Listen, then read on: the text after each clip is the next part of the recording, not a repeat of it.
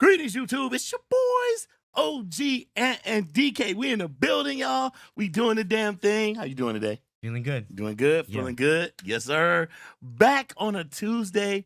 Listen, things change. Don't start getting mad. We changed things up. We was gonna stream today. We're gonna stream Wednesday. We're gonna do this. So much stuff is going on.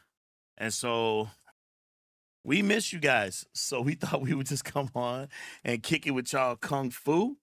Again, we doing projects. We're doing all kinds of things, trying to get things ready for our show and Urban Action Showcase November 16th.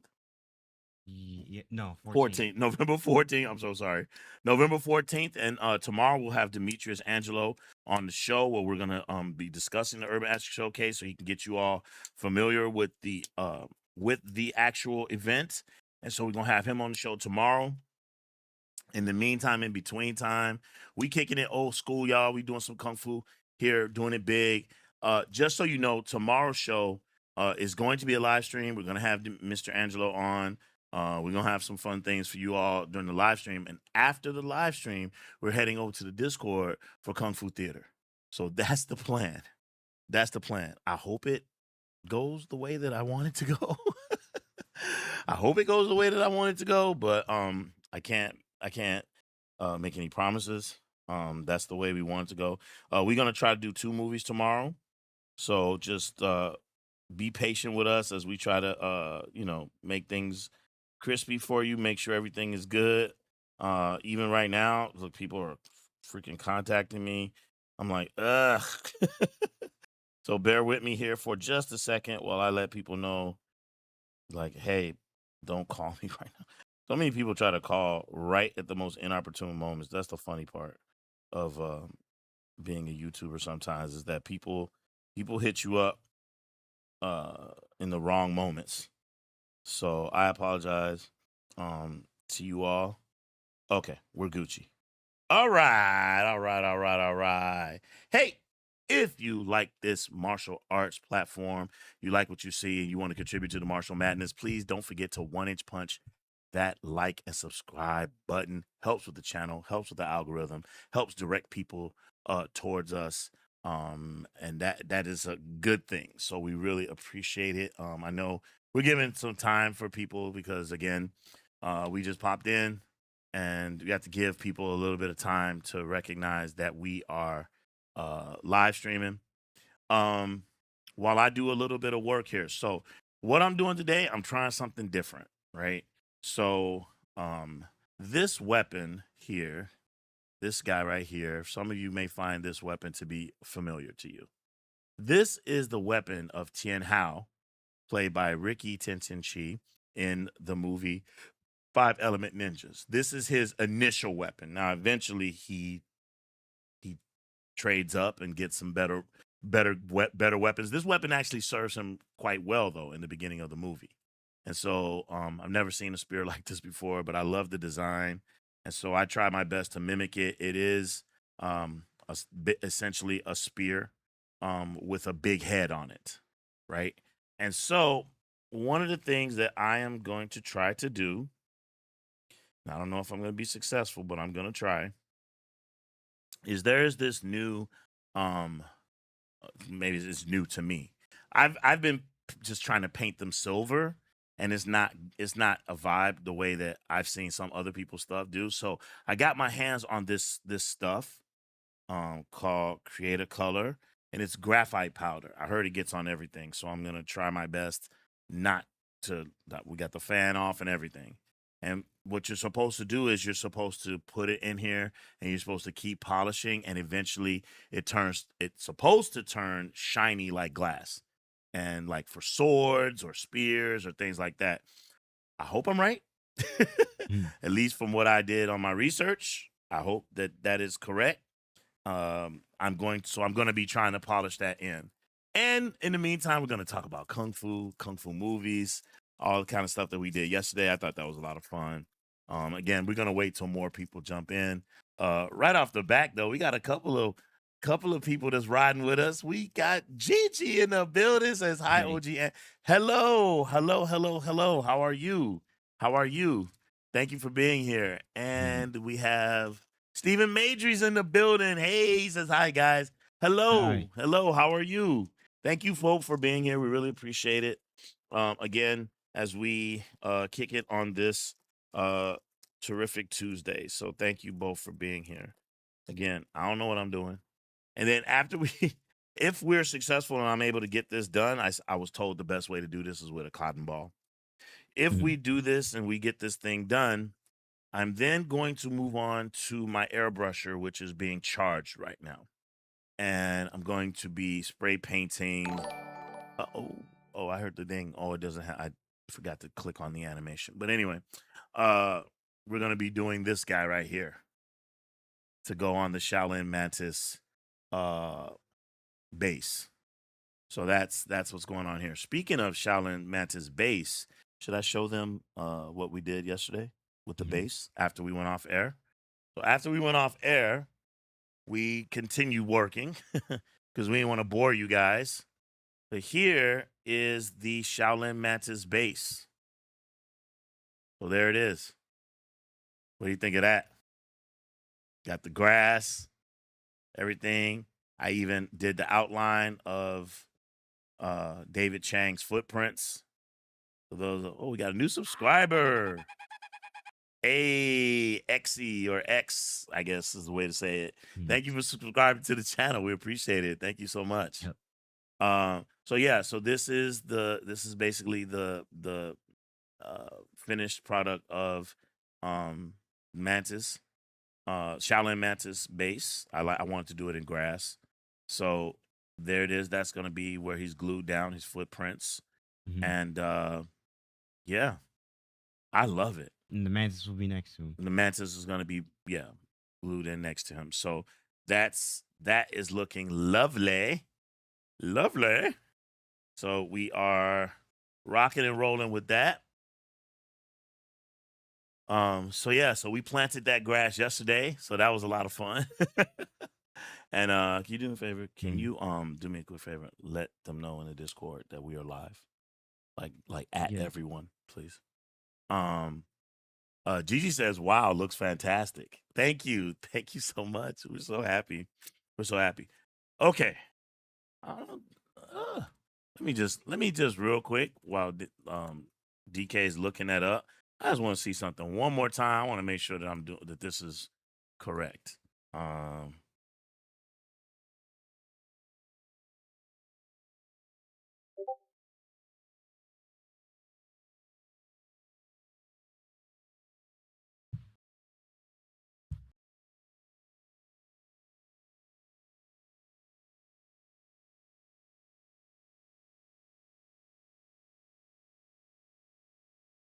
Hey, listen, I don't know. I'm trying to figure things out too. So let's see. Graphite powder is awesome. Messy, but awesome. Okay, so you see the guy basically putting the powder on, rubbing it on, rubbing it on, rubbing it on, rubbing it on. I mean, it immediately turned silver. He didn't even put a lot of wow. And he just kept going. I see someone also did it for Mandalorian's helmet. And he just keeps going. That polish. Just keep polishing it. Wow. Oh yeah. Okay. All right. Hey, here we go. Is he using anything in between, like water or anything? Because that's the question. Oh, he did it for Silver Surfer. Look at that. So what I'm trying to figure out is, excuse me. Thank you so much. What I'm trying to figure out is in between. See, he's doing a sword right there. So does he do water? Yeah, because his is black just like ours. And then he just starts buffing it in, buffing it in, buffing it in. It looks like it's taking a long time though. So it'll probably be throughout the okay. Oh, he's doing He-Man sword. Is that what that is? Yeah.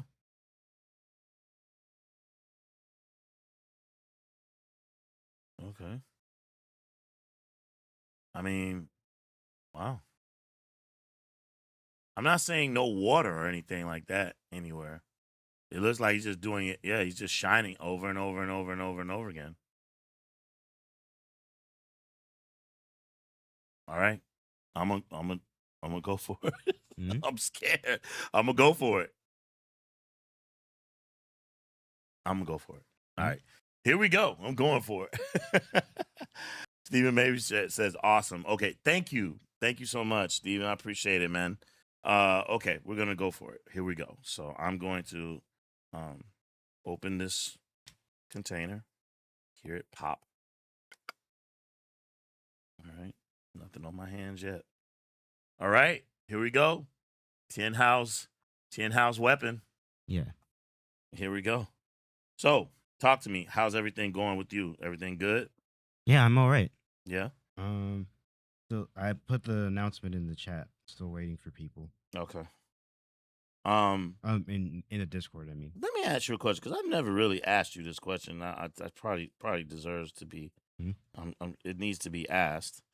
How do you feel about the channel? Like, how do you feel about what it is we're doing? Are you cool with the direction that we're moving in? Are you like, do you like it?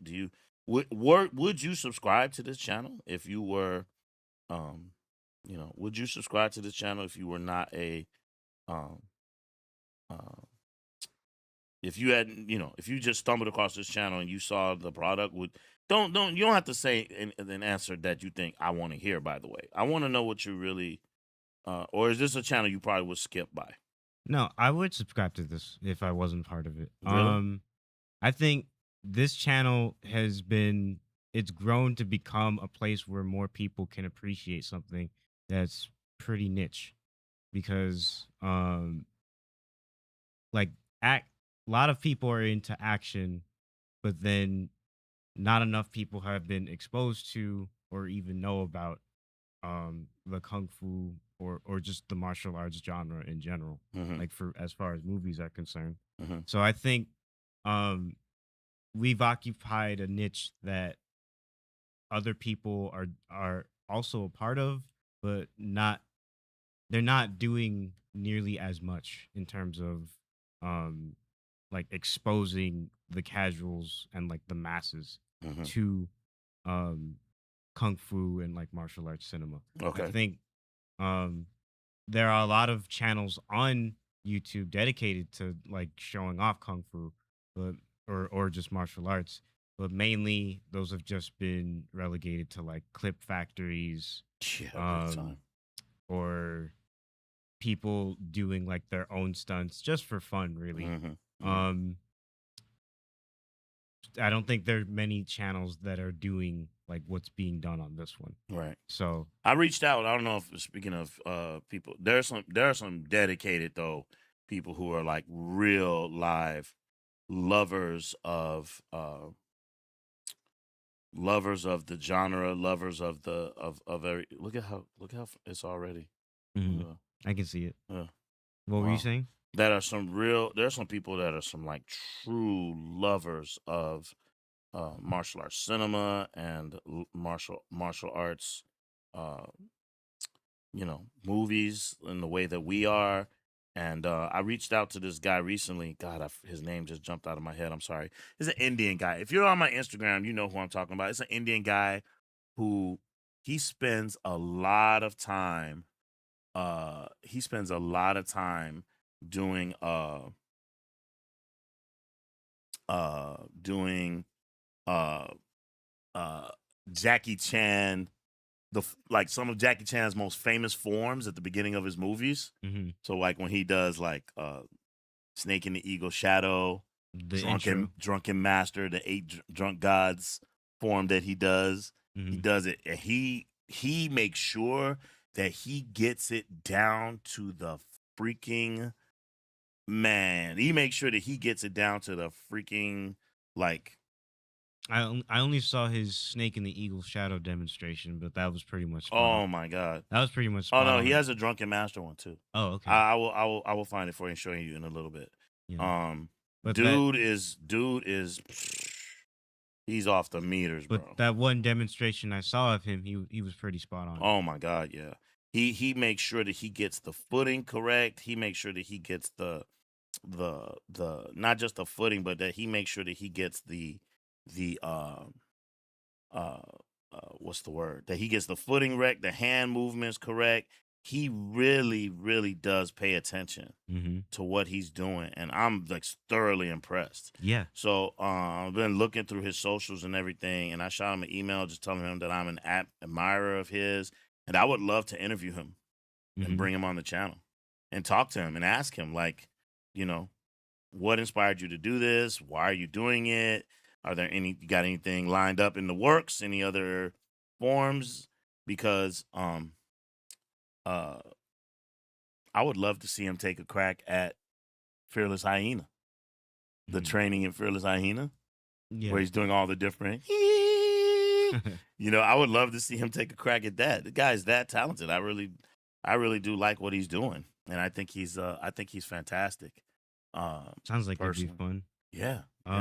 Sharon says, "Well, hey guys, I just went and grabbed my snacks for what was gonna be a movie watch, but now here you are live. Always good to see you." Well, we're always going to start off with a live, Sharon. So always be ready for that. We're always going to be live at the beginning, and then we jump off and we switch over to the Discord. Unfortunately, today, we're going to be using the second like when we're done live streaming here, we're going to be actually moving over to how's he doing now? What's he doing? Okay. I don't know how he did that, but I'm gonna switch off too. What were you saying? We're gonna be moving. We have stuff to prepare for. We have a big stream tomorrow. We have a guest on, so there are things we have to do. There are things that we have to do tomorrow, including preparing for the show, getting thumbnails ready, getting graphics ready, all the things, the dirty work that you guys never see us do. So we have to work on that. So today is kind of like a fun day. So I could continue working on these projects. Again, these are the things that you guys never see us do. It's like the dirty work that we do behind the scenes. And so as we continue to bro, that looks sweet, bro. As we continue to prepare, we're not just preparing for our channel, obviously, which is, extremely important to us, but we also are trying to build our other brands, including our statues and our t-shirt store. Incidentally, I guess I should pull it up right now, as I'll try to polish this thing and make this thing crispy, 10-piece crispy. Yo, it's coming along. I know I got a long way to go. I know. I got a long way to go, but man, off to a good start. I'm gonna show you guys right now where I'm at. All right, so this is Chin Hao's weapon. Look at it already. And I just started like 5-10 minutes ago, and I'm already getting a shine on it. Okay, now just so you can see the difference. I haven't done the other side yet. Here's side 1, side 2. Side 1, side 2. 1, 2. Yeah. So yeah, it's already a big difference, as you can see. Sharon said, "You still working on the Shaolin Mantis statue?" I didn't see. Yeah, you might want to scrub back a little bit. You might want to scrub back a little bit to go back about 15 minutes, and you'll see. I'll show it to you. Sharon, you're special. Hold on. I'm drinking water, guys. I'm drinking water. As you should. Okay. Shoot. Let me do it with my left hand. Hold on. I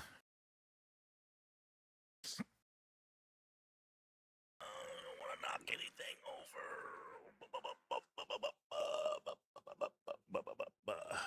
Here you go, Sharon. So there you go. Hold it right. There you go. So there you go, Sharon. That is the Shaolin Mantis base. Those are going to be his footprints. Going to glue them down in there. I'm going to be doing painting tonight. I'm going to be doing the skin. Actually, Mrs. Wolf was going to paint the skin for me, because I got so much to do. So we're going to paint that. Incidentally, at the end of the stream, we got a purchase. You guys didn't get to see that, but we got a purchase. So happy that someone was interested in our statues. So we got a purchase. We got a purchase of our Lo Mang and Ricky Ricky Tintin Chi statue. So we're really proud of that. Really excited for that, and we are uh gonna finish preparing that one as well. So we got a lot of stuff. We got a lot of stuff to do. Uh, so we got that going on. I have begun, almost done with my eight diagram pole fighter Gordon Liu. Still trying to get the face the way that I want it. Gordon Liu has a beautiful face, and it's so I just trying to make sure that I do him justice. So I'm working on that. I have begun some preliminary thoughts on possibly doing a prodigal son, and I'm thinking about doing a spiritual kung fu with Jackie Chan. And what I'm thinking about doing is making, and you guys tell me what you all think about this in the chat. Thinking about doing a Jackie Chan where it's 5 iterations of Jackie Chan in the same statue. One, he's doing dragon. One, he's doing snake. One, he's doing crane. One, he's doing tiger. And one, he's doing leopard. And have all 5 of them kind of fan out. Like kind of fan out on one plaque and then put spiritual kung fu. What do you guys think about that? You think that's cool? Let us know in the chat. Would love to know what you all think. So yeah, we're thinking about doing that. That's a possibility. And really, really considering Prodigal Son, the scene where Frankie Chan invites Lam Chan Ying's troop for dinner, and they have like a battle. He's like, oh, he wants to fight me. And he's like, what? And so they kind of face each other, and it's like one guy's like in a Lam Chan Ying's kind of in his Wing Chun stance, and then Frankie Chan is more in like a tiger stance, and they put their hands up next to each other. It looks really cool. And Frankie Chan's got the rings on his fingers. He's like, those damn finger rings are hurting me, and all that stuff. I love that stuff. And so thinking about doing that. Thinking about doing that as a what's the word I'm trying to say? As a statue. As a statue. And what we want to do is we want to show up. We want to show up to the Urban Ashes Showcase. We want to make sure that we got a nice number. We don't want to just show up there with like 3 statues. Right? So the plan is to make sure that we got, I'd say, closer to 10. We've got 7 right now. So and I want to do some different stuff other than, because I know I feel like our collection is kind of Shaw Brothers heavy. Kind of Shaw Brothers. Ain't nothing wrong with that, by the way.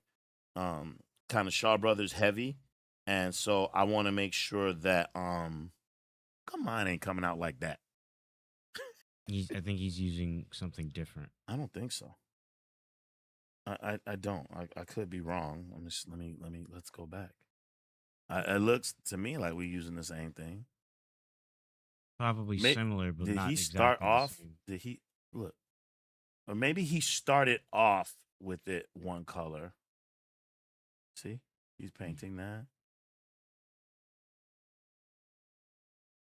I should have put the sound on, but I don't want to interrupt the live. You got a question. Question, hit me. Yes. So now Sharon says, snap, that's cool. I remember talking about Gordon Liu. Which pose did you pick? Yeah, because he wears different outfits throughout the movie. I put him in a yellow cover robe.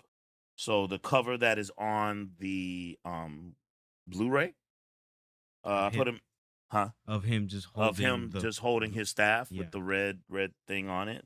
I did that. And what's the word?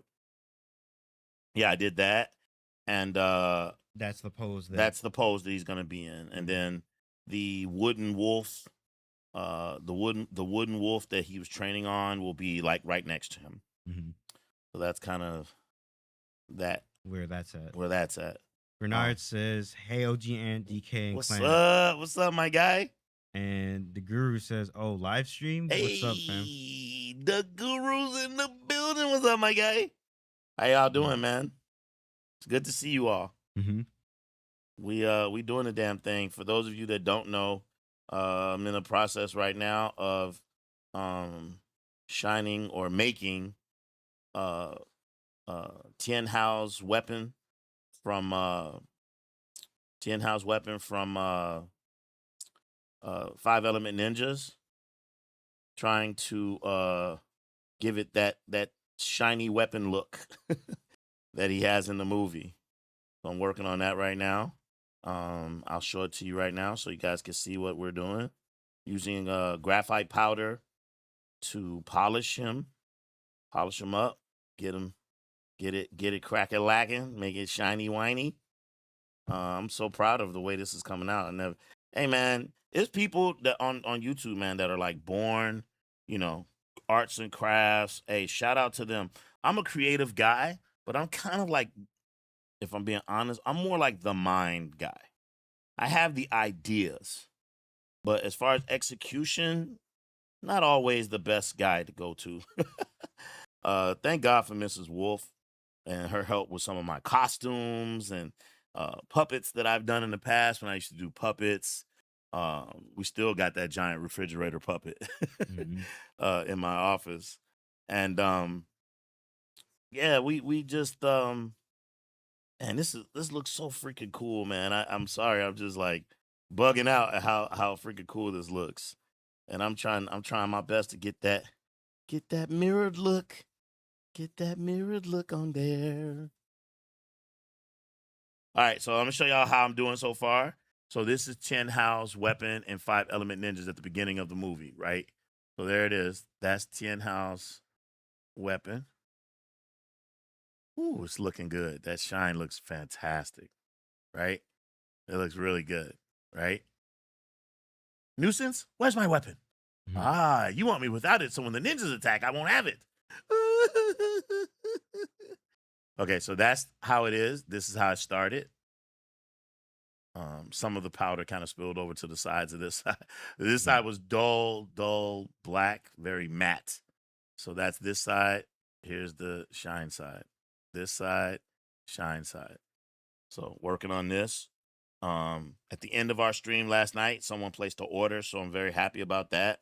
We have now this one is sold.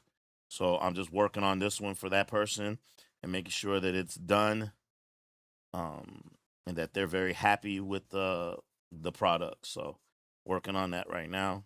Sharon says, "Okay, sounds good." Bernard says, "Looking good." Thank you. Then Sharon says, "Man, the work I see it takes to make these. I hope those watching make comments about I hope those watching and make comments about the cost need to see and realize this takes time and money, and I'm sure appreciate the work." Girl, I appreciate you saying it. I appreciate you saying it, Sharon. And there's people who don't see that. They don't get to see the behind the scenes stuff, and then they want to devalue what you have so that they can, get it at a cheaper price. And then, you know what's crazy? They'll turn around and put it on eBay and sell it for more. I've seen it happen. I've seen it happen. Not to us, hasn't happened yet, but I've seen it happen to other people. And you're just like, whoa. The Guru has another quote for us. He says, "Forget the tricks. Let's see your kung fu." Forget the tricks. Let's see your kung fu. That's not the sequel to 36 Chamber, is it? Not Return. Return to the 36 Chamber? I don't think that is. It might be. Okay. All right, Guru, you stumped us again. Tell us. What movie is that? I'd love to know. Let us know. We want to know, Guru. Tell us. What movie is that from? In the meantime, while Guru's doing that, let me ask you a question.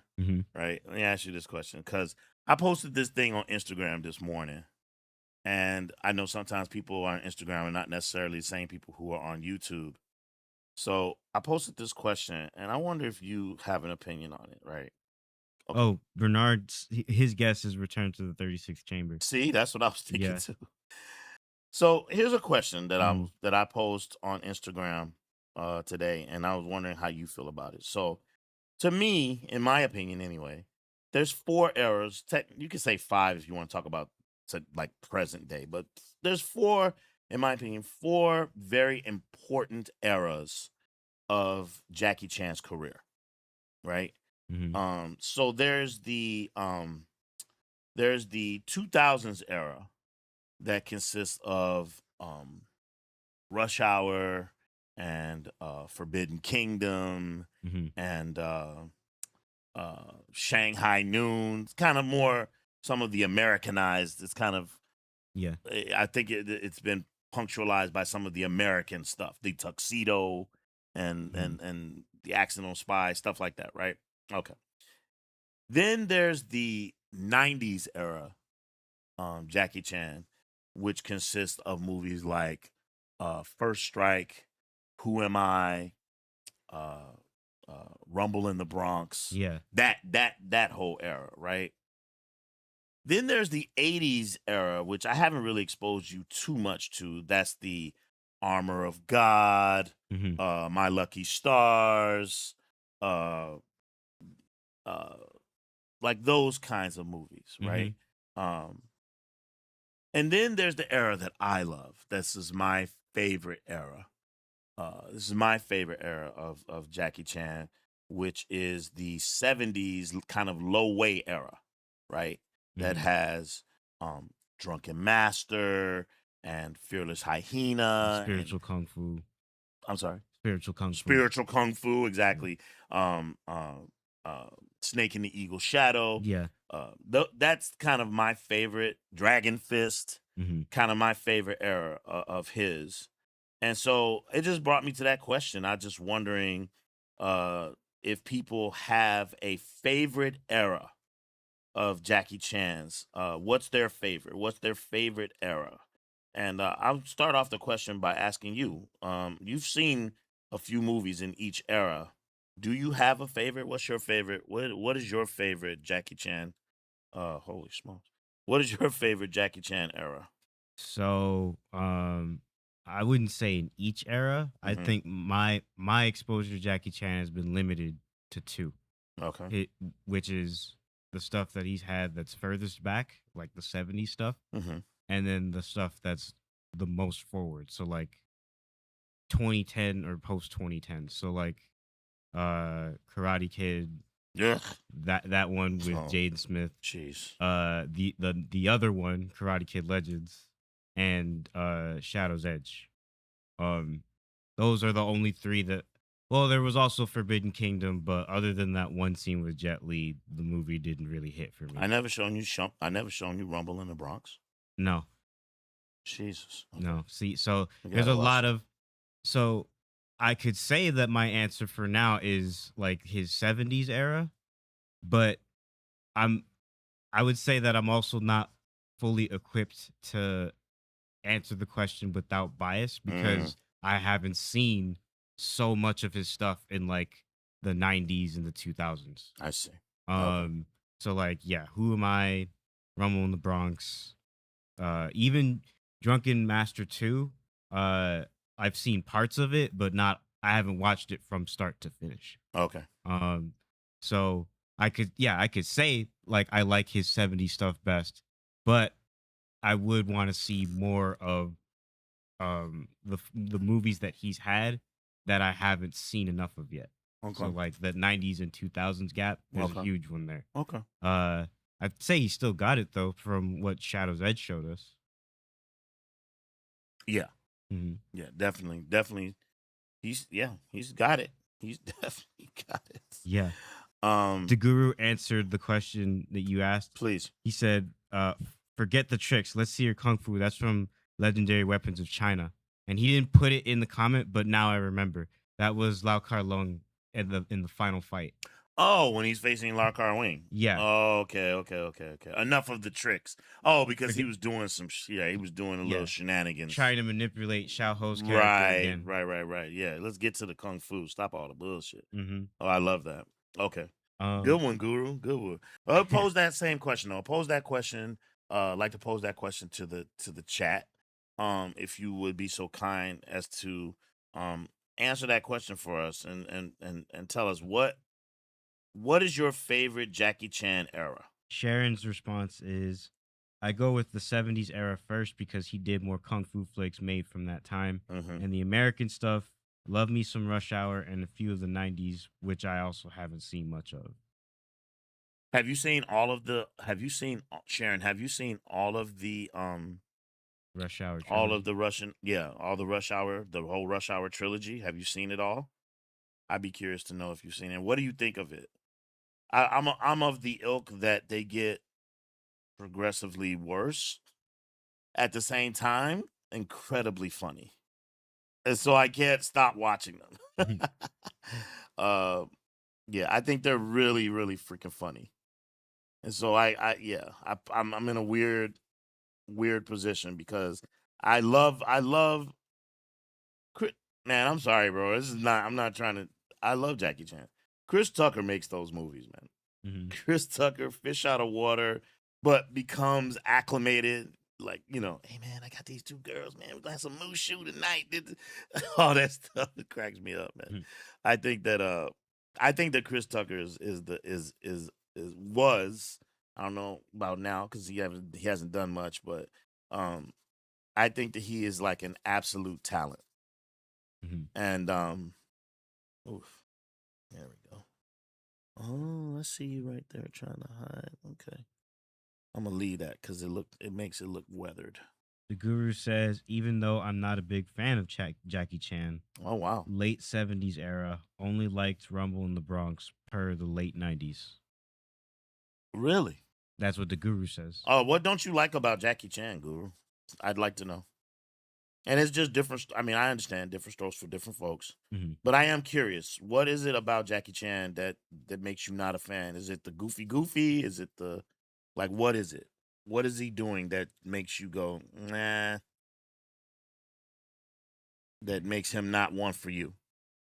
So while we wait for his response, Sharon put in another comment. She said, yes, sir, and they run them so often I practically know the lines, laughing out loud. But I actually like two more than one, both more than three. Oh, so for Rush Hour. Oh, okay.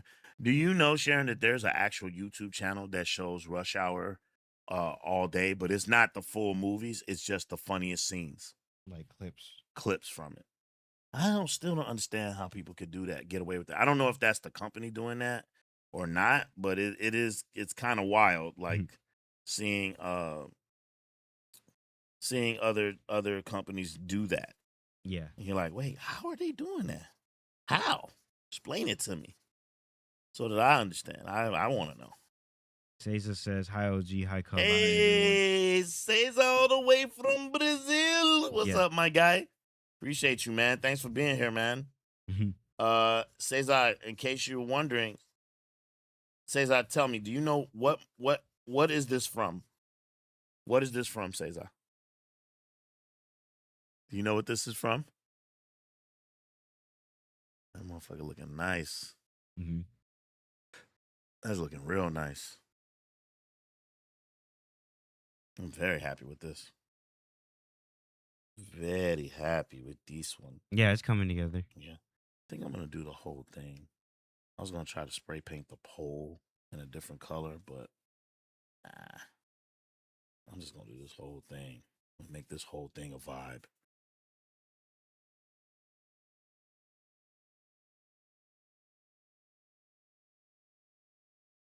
Now just the handle.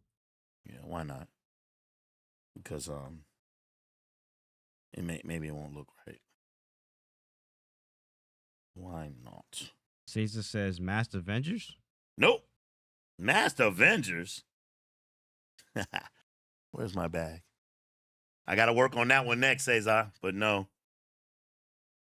The Guru says, to answer your question, the Guru says Jackie just too much comedy and too many films. I can't get past it. Mm. Hey man, respect, man. Hey, I respect the answer. I respect the answer for sure. Like, different strokes for different folks. I like his comedy in the 70s era kung fu movies. Not so much in like the flipping through the chairs and all that stuff like that, man. It's all right. It's all right. It's not my vibe, you know. I saw a clip of Ooh, like this they weren't lying when they said this a messy thing. This shit messy as fuck. Sorry. Look at my fingers. Look at that. Look, I look like Silver Surfer. Look at that shit. Go ahead. What were you saying? They were saying what? Oh, I was saying that I saw a clip of Shanghai Noon where he takes an axe, he throws it at like I think a Native American guy who's chasing him, Mm-hmm. and the guy catches the axe and throws it right back at back. him. That's freaking Um, hilarious. Now that um, is hilarious. it looked pretty funny. That was with Owen Wilson, right? Yeah. Hmm. Yeah. See, I can't get it, bro. Nah. Um, I mean, Owen Wilson, he has another person who has a flavor that you like. I like Owen Wilson. I like Owen Wilson overall. Didn't particularly like him in Loki, but I do like him in the movie. I like The Wedding Crashers. I liked him. I liked him in both. Loki, Wedding Crashers was fun too. Mhm. Then I mean, there's also Cars. I mean, he's got Oh, Cars, of yeah, course. I mean, Lightning come on. McQueen. He's got Lightning a McQueen. good lineup. Ooh, the fingers are cramping, y'all. Making me do Um, this tiger style shit. um, Sharon says, I can believe it because, of course, that's what makes them funny. That's what makes them the funny stuff. And OG, where in this era, you can have these channels dedicated to anything, so it seems. Pretty much. Sharon, Pretty much. Sharon then says, that's why the 70s stuff for Jackie is more my cup of tea. Also, sometimes the comedy in the modern movies be too much. I hear you. Absolutely, I hear you. Yep. Okay, this is dope. I'm very happy with the way this came out. I think this is probably as shiny as it's gonna get. I don't see it getting any more shiny. It's not quite chrome. Like I'm looking at these other people's stuff, and what I'm thinking is that their stuff was chromed out to begin with, and then they added the graphite to accentuate the chrome. Maybe. Because I don't, or do I keep going? It says how to Look at his sword. Yeah. Look at how the sword started, and look at how it ended. Do I keep going? Do I just be patient and build and build and build? Like I don't know. Like look at see. Looks like This you thing have to is keep going. starts off black. New person has come in. New person in the chat. Nate Doyle. Is it a bot? No. Fantastic channel. May I ask whom you two think played the best blind martial artist / swordsman in martial arts cinema? I mean, if I always forget his name, but I mean, if you don't, for most, if you don't say Zatoichi, if you don't say that, people think you're crazy. There's so many. I can't narrow it down to one, but I can tell you some of my favorites. The actor who plays Zatoichi, I love that character. I actually like Philip Kwok's portrayal of blind men and crippled Avengers. Yeah. I thought he did a really good job, that. especially how he was like crossing his eyes. He was like crossing his eyes. You kind of believe, oh, this dude got stabbed in the eyes. He can't see. Mm-hmm. We just recently watched J Mao in Eye for an Eye. J Mao in Eye for an Eye is freaking dope, bro. Mm-hmm. And I'm not just saying that because of how good he is in The Furious. If you get a chance to see Eye for an Eye and Eye for an Eye 2, he's pretty freaking fantastic. Yeah. And you see, like, damn, man, he was the truth, right? So J Mao, I'm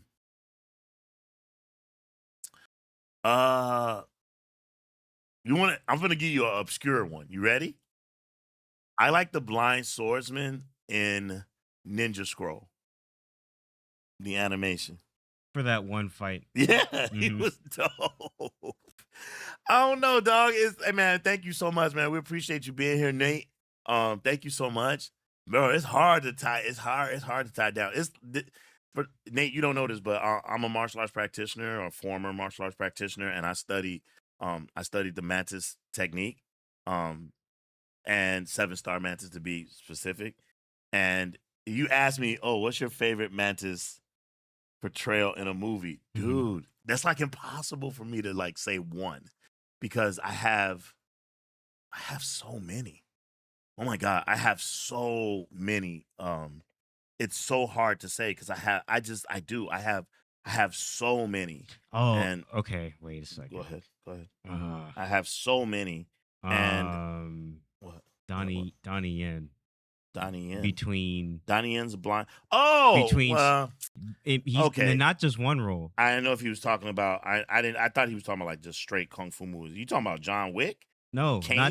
not just Kane, Okay. but also Star Wars Rogue One as Cheru Nah, Imwe. I'm not counting that. Uh, No, I'm not counting that. That's he not no. That's not even close. He's doing martial arts in the movie, but nah, I'm not giving him that. I'm mad that they didn't make him a Jedi in that movie. oh Bugs. that's why. Just imagine if they would have gave him a lightsaber, bro. Go ahead, keep going. But out of all of them, I'd say he had the most fun portrayal in live action. I'd say of a blind person. Mm-hmm. But I enjoyed Philip Quark's and also J Mouse. I think man, there's a wasn't what that one guy Rutger Howard was playing in Rutger Hauer in and Blind Fury. Blind Fury. Oh, Yeah. that's a great one. Hey, dog, you guys, a great question, man. Yeah. It's too hard to narrow it down. It's And too hard to then- narrow it down, man. And then that show Marco Polo with 100 Eyes. Oh, 100 Eyes. Oh my God. Yeah. Dude, see, man, you I too hard, man. If you've seen Marco Polo on Netflix and seen 100 Eyes, the blind, oh my God, bro, he's a badass, bro. I don't see him in no kung fu movies, man. I'd like to see him. He was dope, man. He was so dope. Uh-oh. I'm having this moment's so good. You deserve the music, bro. Yeah. Yeah. I'm playing in the background. Bro. Yeah, man. I freaking dig it, man. If I have to Go ahead. Okay, there's no way we can just exclude him. Cool. Daredevil. I can exclude him. We can't. I can. He was trained to use martial arts. And he's a boxer on top of that. I'm sorry, say that one more time. He was trained to use martial arts and he's got boxing on top of that. Okay. I think you like Finn Jones, personally. Finn Jones, who plays the immortal Iron Fist. I don't like Finn Jones. Hey, they filmed together. They showed it already. That he's coming back? Yeah. I'm so disappointed. Well, okay. I said it. Recast Finn Jones. This is crazy, bro. Oh, I guess I should clarify. I've got nothing against Finn Jones as a person. The writing didn't really let him do the character justice. For that first Iron Fist season. I have not seen the second one. Iron Fist was basically made into a joke character in Defenders, but they played off of that as well as they could. And then the closest they got to redeeming him on screen was in Luke Cage season 2. But in none of those is he a blind martial artist. He's just a martial artist. Correct. And with that in mind, he's not really. This music's throwing me off. The music throwing him off. And in all of those, he's not really. It's made clear, like in the Netflix Marvel shows, that he is nowhere as good as Matt Murdock. No. He kicks his ass. Daredevil kicks his ass in the movie, in the TV show Defenders. they're like, you're not going anywhere. And I could believe that comic book Iron Fist could beat Daredevil, but with how much they've built up Daredevil prior to Defenders, and for for the MCU, that universe, there's no way that that version of Daredevil was losing to that version of Iron Fist. The only thing he really had was like knockback with his fist, which is heavily underutilized compared to like what they could have had. He said, "Great question. All great Um, answers. Thank you. You're welcome. Thank you for asking it, bro. Appreciate Thanks. you." Yeah, that was a good question though. Um, well, if you're outsourcing the anime too, Spirit of Justice. Stop it, Spirit. LeVar Burton on Star Trek: The Next oh wow, Generation. What was his name? Jordy or Mr. LaForge or something like that. LaForge. That's hilarious. Yeah, Geordie LaForge. Um, I guess I would also throw in from Samurai Champloo this woman named Sarah. She's blind, and she actually beats both of the main characters. Oh wow. Um, she doesn't really lose per se. She ends up in a she ends up dying, but not Okay. because anyone really beat her. Oh, okay. Let's see what's after that question. The guru said, "The irony is, I'm also not the biggest fan of Chuck Norris. I've never been impressed with his fighting choreography like Steven Seagal. It's just okay with me. Hmm. I'm more impressed with Chuck Norris's stuff than Steven Seagal. Wow. What, am I wrong for thinking that? Say that one You more said, time. "Wow." Say it one more time. What he said was, the irony is, I'm also not the biggest fan of Chuck Norris. I've never been impressed with his fighting choreography like Steven Seagal. It's just okay with me. And I said, Unlike Steven Seagal, like, who he's impressed with, he said, like Steven Seagal, who he's impressed with, or he is who not. he's not impressed with. Oh, okay. Yeah. Okay. And I said, I'm more impressed with Chuck Norris's stuff than Steven Seagal's. Okay. Steven Seagal, I think his best hit as far as like martial arts displays go was Under Siege. But after that, it's all pretty much downhill, right? No, Above the Law is exceptional. Yeah. Above the Law is a dope movie. Is that- I put Above the Law right there with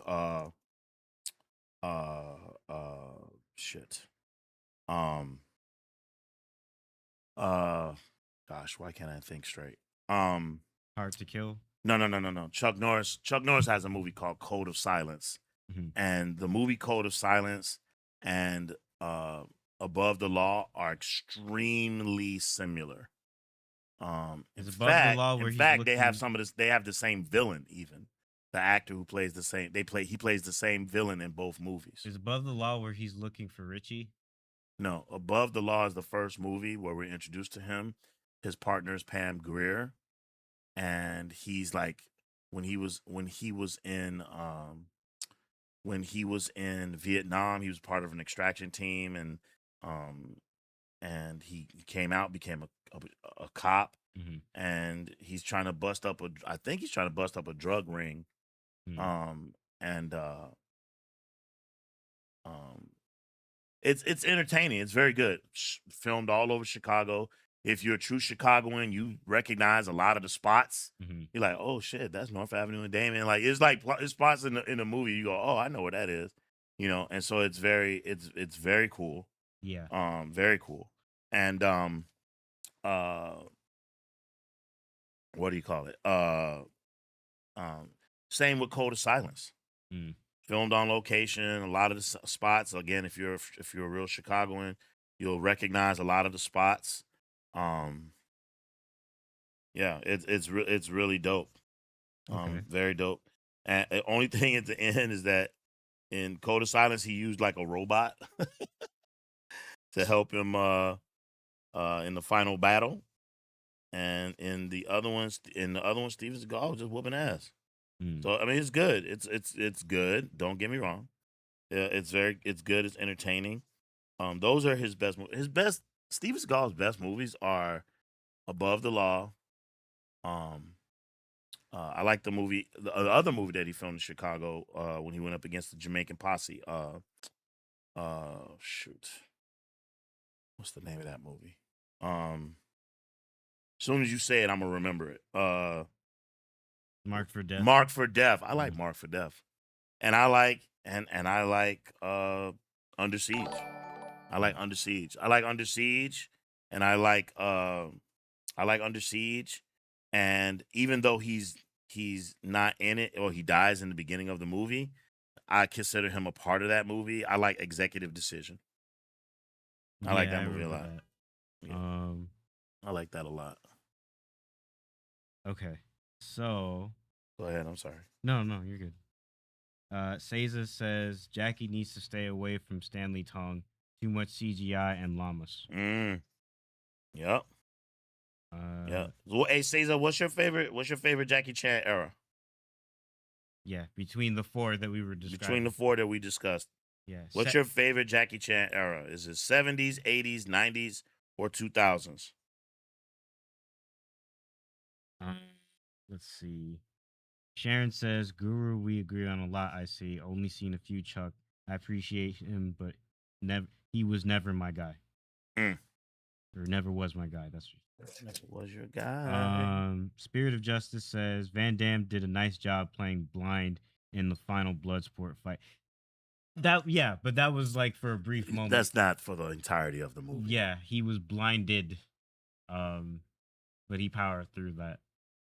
Cool scene though. Have you all seen? Oh, we got a new. Prachi Lamba, what's up? Welcome. Thank you for subscribing to the channel. Have you all seen the Van Damme statues that are like it's going crazy all over the internet? This guy's I think he's from Brazil. In fact, Cesar, have you seen the Van Damme statues from Brazil? It's going crazy on Instagram. Give me 1 second. I just want to wash some of this stuff off my hands. Watch this. I'll keep going. I see Sharon just. Yeah. We'll keep adjusting the comments here. So, Nate Doyle, all great answers. Thank you. The Guru, when it comes to fighting choreography stars, I'm more impressed with Donnie Yen, Jet Li, and wait, Litany Jam?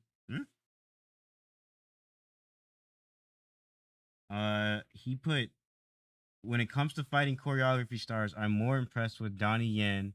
And then he put something that's like a weird combination of Jet Li and any jam that looks like he's saying Jet Litany Jam.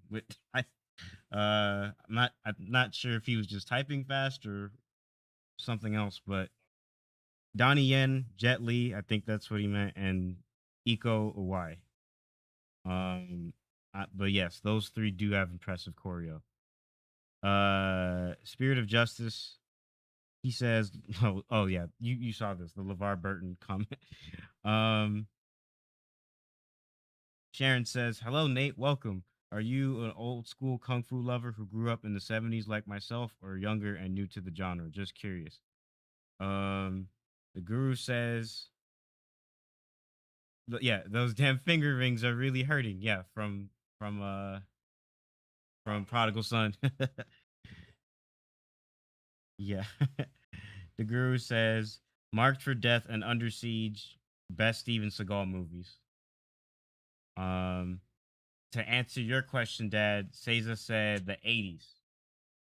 80s. Okay. For Jackie Chan. Okay. Armor of God. Sharon says, saw all of Seagal's big hits in the theater. He was so stiff and pretty much a one-trick pony, but was still cool to watch. Did he actually have a style? For those who know real martial arts, yeah, I've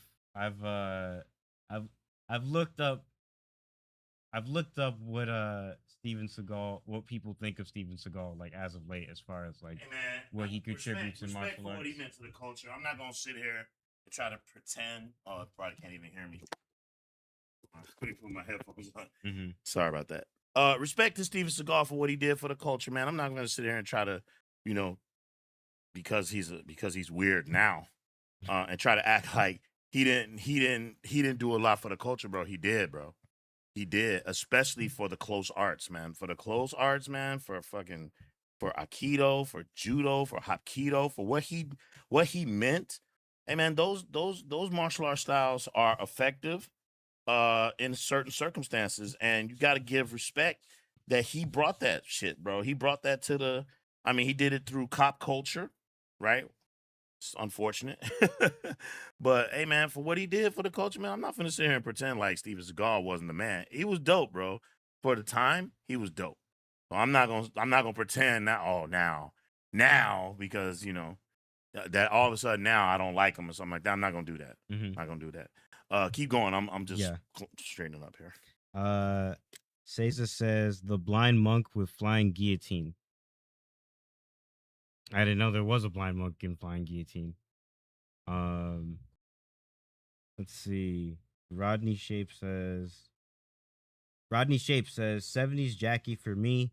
Snake Crane, Arts of Shaolin. Jackie showed his full range in that one. Yeah, we were actually just watching because one of the channels that Dad has been scrolling through has like a live stream of Jackie Chan movies, and we were just watching what he was doing in Snake and Crane, Arts of Shaolin. Um, that, Tokushatsu, I think. Yeah, he was doing pretty good in that. That was a nice display of his range there. Um, oh, Seiza says, I think to what the guru was saying. I think he wants to say Tony Jaa. Yeah, Tony Jaa Tony Jaa fights really well too. Um, I think I need to see more of his stuff. My exposure to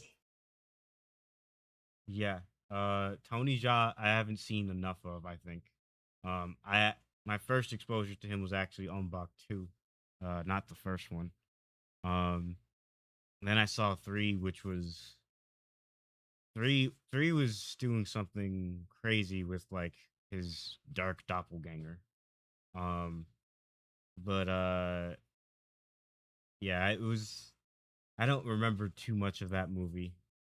Um, I but I do remember that Tony Jaa, like the way he fought, it was very impressive. And I saw a little bit of him in that one. I think was it Fast 7? I think it was. Uh, yeah, where he was like a minor antagonist in one of the Fast and Furious movies. I remember him. But yeah, I could I think I should probably see more of his stuff. Um, I've never seen The Protector, but let's see. Teza says the blind monk in Master of Flying Guillotine. Okay, so that's your choice. Cool. Yeah, I've never seen the Flying Guillotine. The name itself is it's interesting. I've I've never seen it. I know it's like a notable film in kung fu culture. Uh, let's see. Nate Doyle says J Mal was incredible in the Furious 2026. I had to rewatch most of his older stuff lately. Yeah, that's what Dad and I have been trying to do more recently. Thanks. Um we've been trying to look back at like some of the stuff that he's done as an adult. Um cuz just having New Legend of Shaolin um You is see, like you see, guys, he gets the good ice cream, cookie dough from Ben and Jerry's, and I gotta have this diet fruit bar. But you know what? Hey, man, I'm glad. If you don't know what we're talking about, then go back and look at yesterday's live stream. We talked about me getting more healthy. So Mhm. I gotta stay cool. I can't just suck on a ice cube. So this is like 100% natural fruit, fruit, a fruit bar. So Yeah. what are we talking about? Uh Nate Doyle was saying Shane Mal was incredible in the Furious 2026. Oh my God, I yes. had to rewatch most of his older stuff lately. Yeah, that's what we've been trying to do recently with like Eye for an Eye and fighting against evil. Um trying to see more of his more recent stuff or like the projects where he's an adult. Hmm. Um and it's been interesting so far. Looking at all of the stuff that he's done since New Legend of Shaolin.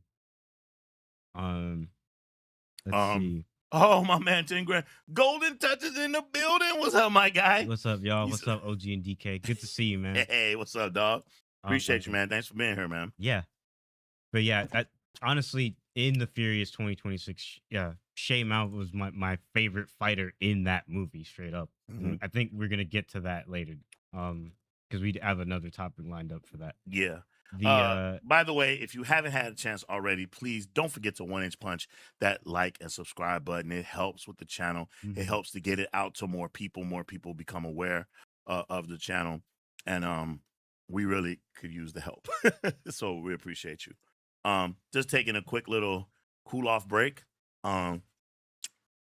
Just finished trying this new method to give some weapons the metallic look. and more So polish. more polished. So this is the weapon of Tien Hao from 5 Element Ninjas. This Mhm. was completely black and matted, and look at it now, beautiful. Yeah. Got a nice shine on it. It's beautiful. Very happy with the way that turned out. Mm-hmm. Took about 30 minutes, 40 minutes to get it. I'm happy with the way that turned out. Yeah. So, Karen said, "That's why I was asking because I don't know what style he used, but I agree Steven Seagal had bangers, so I'm not dogging him. I wouldn't have gone to see his flicks. I just wondered." got you. I think I missed that part, y'all. Was talking about. Nate said, "Grew up watching in the 80s. Thank you for the question." And then Sharon said, "Okay, cool. So you're familiar with the older movies as well as modern." Got you. And then Dennis says, "Hi, Lone Wolf and Cub. Sorry, I'm a bit late." What's up, DJ Yeah. from across the pond? What's up? Yeah, no worries, man. You're good. Hey, man, we need more. We need more viewers from England, bro. So hey Dennis, tell your people, man. Tell some of your friends to check us out. Check out Lone Wolf and Cub, all the way in England, in case you need that. Mhm. Very nice. We love that, man. Thank you so much. Thank you for being here, DJ. You the man. You the man. Thank you so much. The guru says, was Chen Quan Tai convincing as a villain in Crippled Avengers? Oh yeah.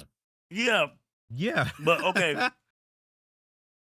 I would. I like the explanation. I like the explanation that the teacher gave. He was once a great hero. A good person He who said he just once was a great became hero. corrupt and Became just yeah. Hey man, I don't know, bro. If you kill my wife and chop my kids' arms off, shit, I might not be the nicest person after that either. Yeah. I think what he did for trying to get revenge on the children of the people who like killed his wife and Yeah. crippled his son. Yeah. That I understand, but then what he did after that was too much. That was OD. Yeah. So or OC out of control. Yeah, I thought he was very convincing as a villain. And it made sense for him to be the final threat, considering that it was ultimately him who corrupted his own son. His own son Right. didn't have to turn out the way that he did. Right. And even though the movie doesn't harp too much on that, you can see that like he could have gone down a different path had his father not chosen to become what he did. Right. So Right. let's see. Sharon asks, "OG, would you like to do a Chen Quan time marathon watch? Not sure how much you like his work." Yeah. Mm-hmm. Yeah. You know a movie that I haven't seen? I know it's gonna sound crazy. I never seen Iron Monkey. Yeah. For sure. I would like to see Iron Monkey. I would like to see Iron Monkey, Challenge of the Masters, 3 Evil Masters, Crippled Avengers. I want to watch another movie I've never seen is I'll Finally Knock You Down, Dad. Mm-hmm. I want to watch that. Yeah, we could do that. We could do that, Sharon. I'm down. Sharon, you know, man, you have to understand something, Sharon. The watching movies on Discord, it doesn't do anything for the channel, like monetarily. I don't want you to think, oh, that's all you care about. It's not, but it is a part of what we do. We don't get anything out of it, only other than we building a great community over there. And more people are coming on and watching movies with us and kicking it with us. Like I can't say the name of the movie that we just watched, but you know what movie I'm talking about that we just watched last week over there. And we build a great community. So people come and like, oh shit, I can't believe he's showing this movie, you know? So I'm down. What I don't want to do though is I don't want it to be 4 people or 5 people. I want numbers. So if you're within the sound of my voice, get the Discord and come over. When we watch these movies, man, I want it deep. We want like 20 people, 30 people in there, chatting it up, watching the movie, having a good time. It's sometimes like, okay, why are we watching it? It's only 4 people. Me and him, we could watch that. We could watch movies on our own, just without the benefit of that. So yeah, I'm down. I'm always down, Sharon. We just want better numbers so that we feel like we're doing it, and it's not just I don't know if I'm making sense. Do you get what I'm saying, right? Yeah. Yeah. I don't wanna come off like, oh, that's all I care about is numbers or whatever. It's not the case. Mhm. I would be lying to you if I didn't tell you that uh that's For the supply, we got to see the demand. there you go. So, That's what I'm trying to say. mhm. So yeah. Okay, here we go. This is what I was trying to show. Okay. I'm gonna show y'all something. Mhm. I'm gonna show you guys something that's so freaking cool. I don't know. Am I gonna get in trouble? I don't think I'll get in trouble for this. All right. So it's all kind of statue makers out there, y'all. Okay. First, I'm going to show you all what Sideshow is doing. And their statue sold out. Okay. This is Sideshow, what they're doing. All right, gang. So this is the Sideshow statue. This is their Bloodsport diorama. Okay.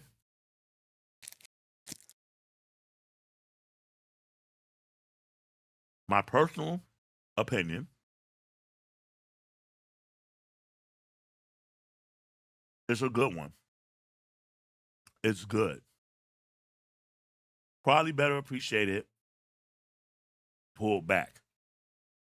When you start getting up close, like this image here, when you start getting up close like that, you start losing appreciation for it. I think it's better like this.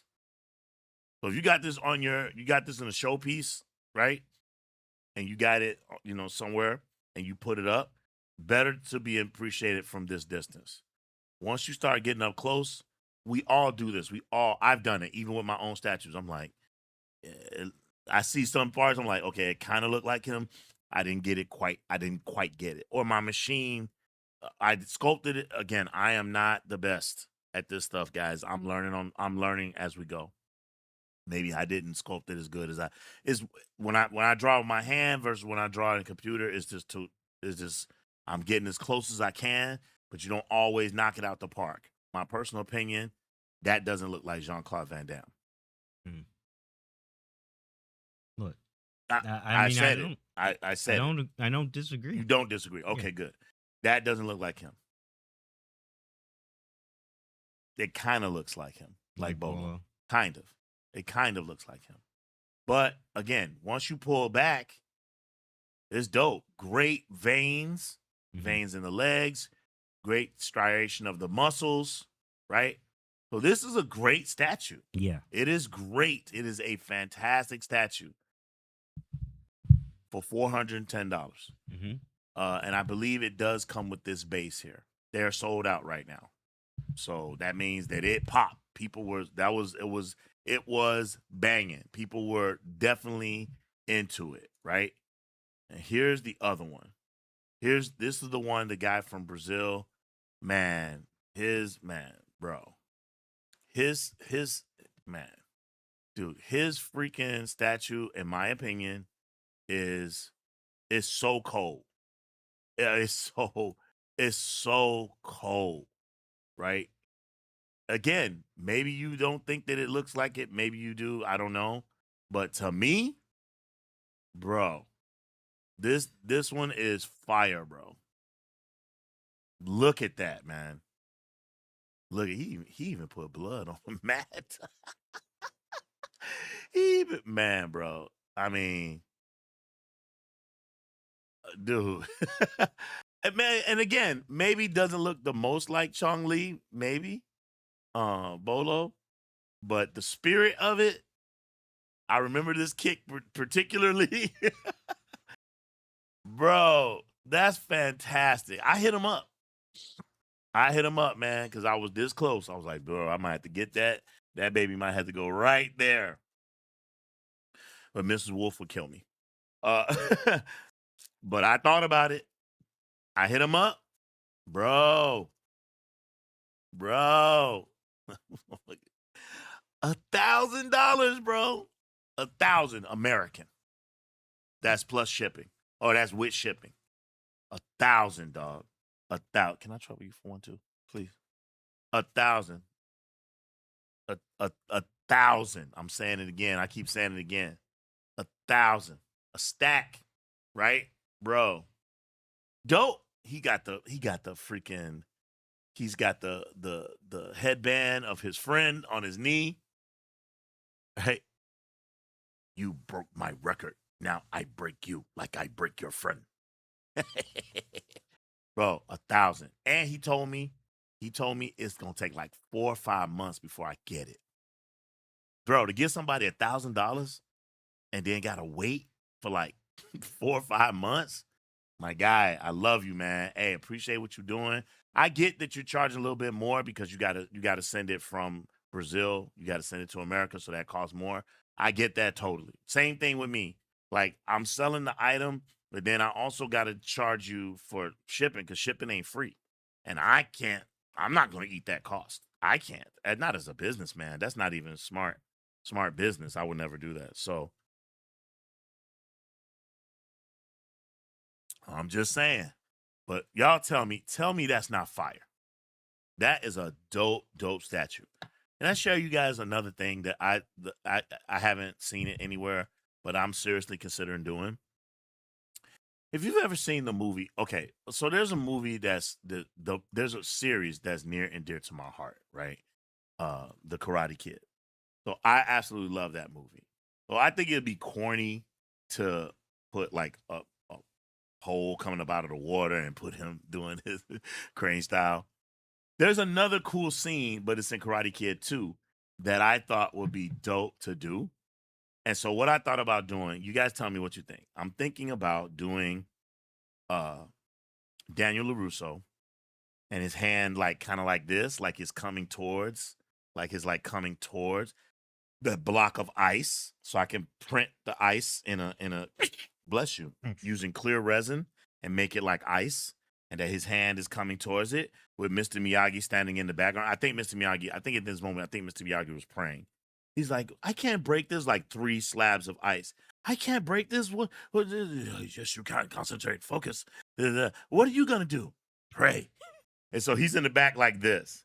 So you've got Daniel and you've got Mr. Miyagi. And I got like he's gonna slice his hand through the 3, or maybe I have his hand already moving through them, like halfway through, so it's like shattered ice or something. Anyway, I was thinking about doing that. What do you guys think? I thought that would be a cool statue that I might consider at some point, not right now, because I'm loving what we're doing, but that at some point that I might consider doing some contemporary statues. Like I want to do a Boyka statue fighting Michael Jai White. I would like to do a Boyka statue. I would like to do a Blood and Bone statue. Like not even Blood and Bone fighting the dude at the end.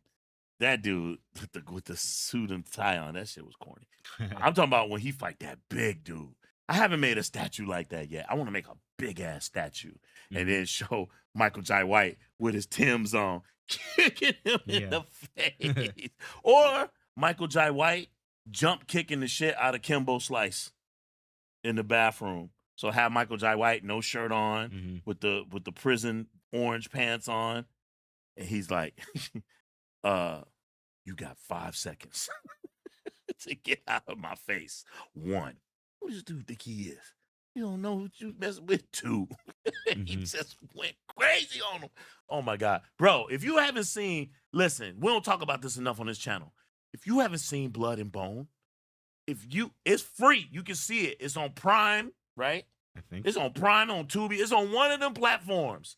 If you, it's gotta be on Pluto or whatever, Plex, whatever free platform is out there, bro. It's out there. Treat yourself, do yourself, turn the lights down low, pop you some popcorn, get your favorite drink, and watch Blood and Bone. I'm telling you, bro. I'm telling you. I'm not making this up. Y'all know me, man. Y'all see what I said about the Furious. Furious was dope for what it was. Tell me I was lying. Mhm. No one yet has come at me. Even one of my guys, Quasi, was kind of doubtful, was like, man, I don't know. You let me. He's like, we'll see. We'll see. And then he went and saw it. He was like, oh, that shit was dope. I was like, I told you. I won't let you down, bro. Blood and Bone. Blood and Bone. Undisputed 2 and 3. I'm telling y'all, bro. Undisputed 2 with Michael Jai White is dope. Blood and Bone is dope. Michael Jai White is not in Undisputed 2, but still, it's a great movie. Bro, watch these movies. They free, bro. They free. The movies that I don't really there's one movie that he did that I liked. What's the movie with the white kid, him and his brother, his mom, they move into town, and I think he beat up someone, so it was like Never Back Down. Never Back Down. I like that movie. I like Mhm. that movie a lot. I don't know why. I like this movie. The sequel, and then there's another one, star Michael Jai White. If I'm not mistaken, I'm pretty sure he's in the direct sequel, and then he's like in the third one. In the third one, um, I think that's the one I'm thinking of. The third one, he's like supposed to be training his friend, and then he winds up taking his friend's place or something like that. Um, I love that movie. It's pretty good. It's pretty good. I love the thing that they do in that movie. It's like this kind of showing the audience what he's thinking, what he's going to do. So it's like showing, he's doing a kata, and he's like, and then they show the actual thing that happens, and he does it. It's very I don't know if Equalizer came out before or after that. Yeah, it's kind of in a But that little way. It's kind of like Equalizer does that Equalizer. too. Yeah, Yeah. it's like Equalizer. Hey, bro, you guys are not. I love kung fu movies. Y'all know me. I love old school stuff. Some of the modern contemporary stuff is dope, bro. And I think personally, I think Michael Jai White, not just as a martial artist, but as an overall as an actor, I think we need to start talking about him as far as the greatest black martial artist of all time. That conversation needs to be had. I know some people think it's Wesley Snipes. Fuck out of here.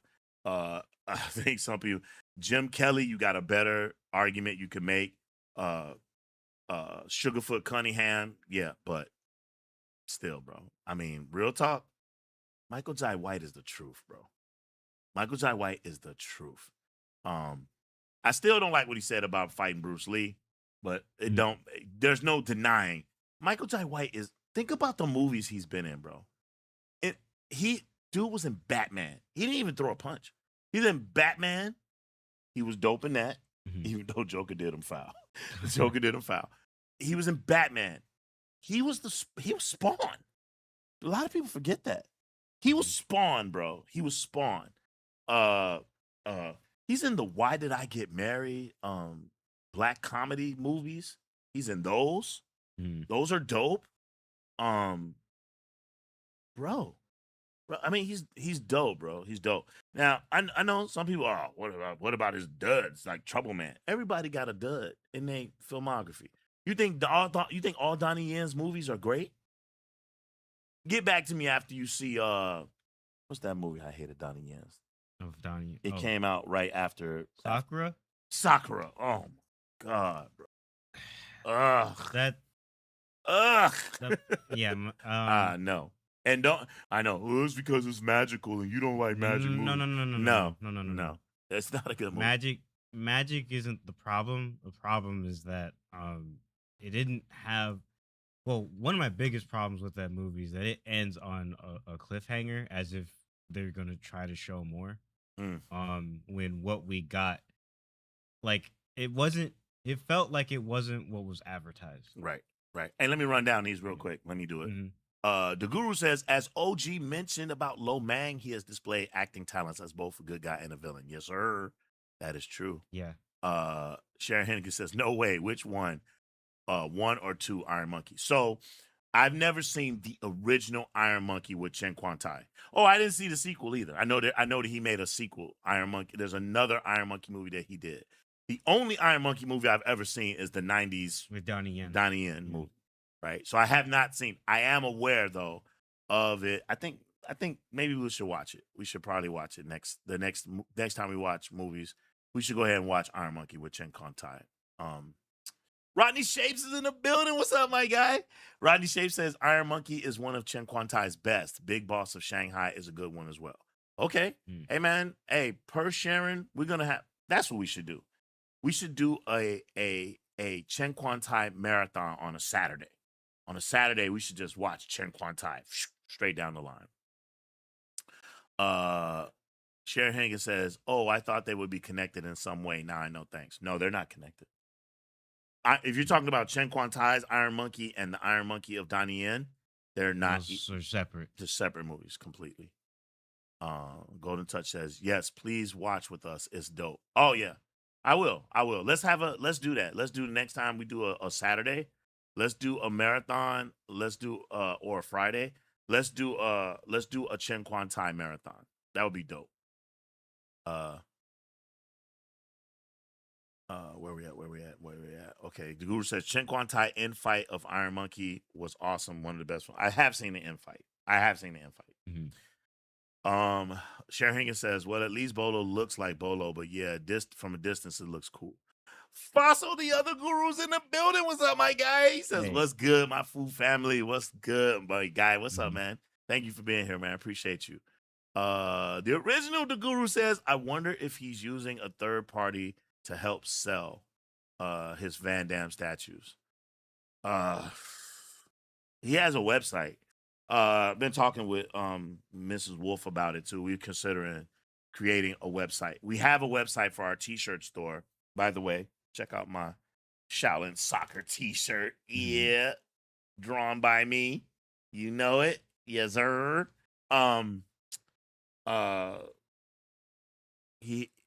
We have our own t-shirt store, and it starts to get expensive. So we have a t-shirt store. Should I start a store for my statues? I don't know. Maybe when we get our stock up. Right now we are working on 7 statues. We have 7 statues that we have available for sale. Right? I would say 8 if you're counting the Cheesaw Gang. It looks like no one's interested in that one. Okay, so we've got 7 statues right now. When we get to like 12, maybe it'll be time then to open a store. I think a healthy number to have, if you've got a channel, like to justify having a YouTube page, not YouTube page, an internet store or online presence, I think you should have like 30. But again, I don't know. Just saying. Let me finish clearing this out real quick. Let's see. Sharon Hennigan says, okay, so I guess it's larger than it looks. Yeah, 1,000. That's how much they're asking. Golden Touch says, the second one is better that Van Damme is there. 1,000 is a bit deep. Yeah, man. But he's selling. He said, bro, I got so many orders, bro. You won't get yours for like 4 or 5 months. I was like, damn. I believe him too. And I saw he has other videos because I subscribe to him on Instagram where you show him making them. And he's got them like lined up in his room. He's doing them. It's not AI either. He's doing a damn good job, bro. DJ says Chen Quan Tai's Iron Monkey is one of the greatest classes of all time. In my top 5 all time. Top 5 Chen Quan Tai movies or top 5 Kung Fu movies? I would love to know, DJ. Let us know. Latino Mafune's in the building. He says, I didn't know there was a show today. Oh, and hi. Hello, sir. Hello. Hey. Sometimes, hey, man. Hey, we like the Candy Man. You never know when we gonna pop up. Let's see. Welcome though. Thanks for being here, man. Mm-hmm. The Guru says 6 slabs of ice. Yeah, I like Karate Kid Part 2, the better of the series. I like. Thank you, son. I didn't like that part. It was kind of funny. Mifune said, oh, wait. Oh, Mifune agrees. He likes Karate Kid also. Mifune says, I would like to see Karate Kid prequels about figures in the Miyagi clan. Okay. Let's see. Cesar said, probably is 1,000 because of the taxes. He told me he was charging 1,000 because of, he was like, oh, it's going to be like 250 to ship it to America. He said something like he has to ship it through something else. I forget what, DHL or something like that. That he can't ship it. He can't ship it through normal channels. I have to go back and look at mine because we were texting each other back and forth. So that means that if he's charging, it's 250 to ship it. That means he still charges 750 for the statue. I'm not mad at nobody. Hey, man, you charge what you charge because people jumping on me for what I'm charging. So, hey, do what you got to do, bro. Golden Touch says to Mifune that would be dope. The Guru says, what about a Kill? Man, I seen him already, bro. Kill Bill, is that what you're trying to say? Yeah. Kill Bill Volume 1 statues, Uma Thurman, Go-Go, Crazy 88. I've seen them. Mm-hmm. So many people have done them. That's the point. The point of what our statues are, we're doing stuff that nobody's done. Tell me where you'll see a Masked Avenger statue. You see that?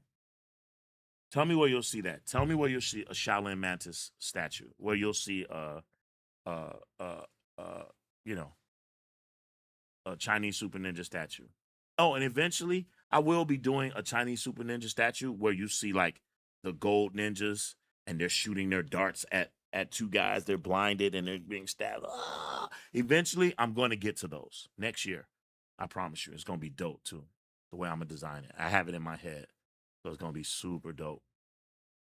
But that's a great idea though, the Guru. Appreciate it. I just don't want to do stuff that is out there already. Golden Touch says, how about Pai Mei from that movie? I'm thinking about doing Pai Mei from Clan of the White Lotus. That's a good one. And the trying to get this. Do I put a needle in his, try to get a needle in his hand where he's sticking him? Do I do the part before he got the needles and he's just doing this? Do I get the part where Lolai is just floating backwards? You're gonna need needles on a bunch of places.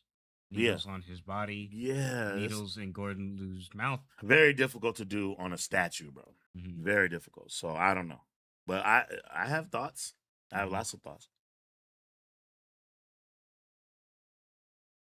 I was thinking about 36 Chamber, of that scene where he's like this, where he's got the rings on his hands and he's got no shoes on.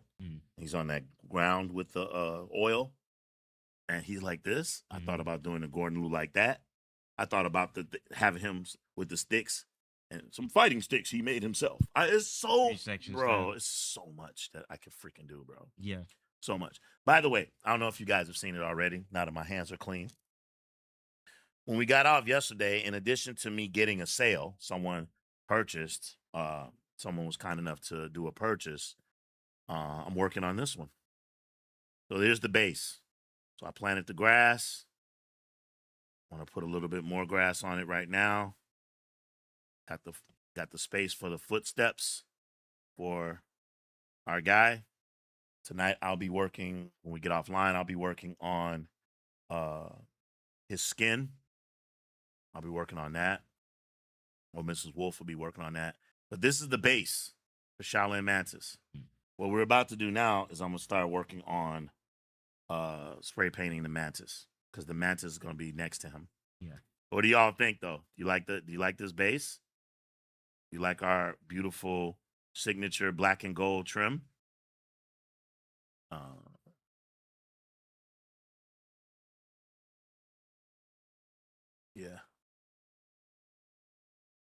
Or maybe like I might do Pai Mei with Chen Quan Tai, Tiger style. And you never know. Hold on, let me clear this up. My bad. Michael J. White.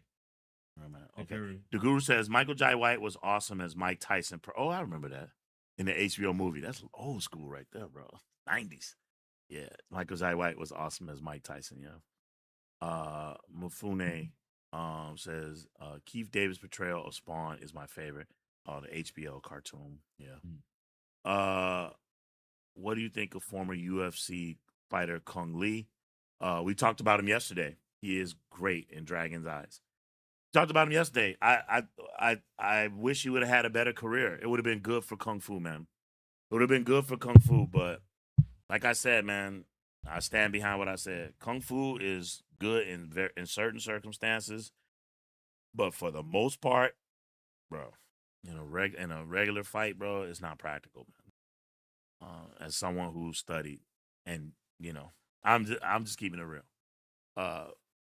But it's beautiful, great exercise, great for practice and breathing and focus and balance and self determination and all the things. Yes, but try to fight me and do this. Try to fight me and do this and see if it don't go bad on you. I'm just saying, bro. But again, respectfully. Sharon Higgins says, I agree. Michael Jai White, definitely that guy. I would put him 1, Jim Kelly 2, and probably Carl Scott. I left Carl Scott out. Yeah, Carl Scott was dope, man. We didn't have too many black kung fu stars. I know there are others, but not many. Yep. Mafune says, Michael Jai White's Black Dynamite is one of my top 5 comedy films. Yeah, for sure. Sharon Hennigan, I was talking about Discord being connected to YouTube for streamers who get profit.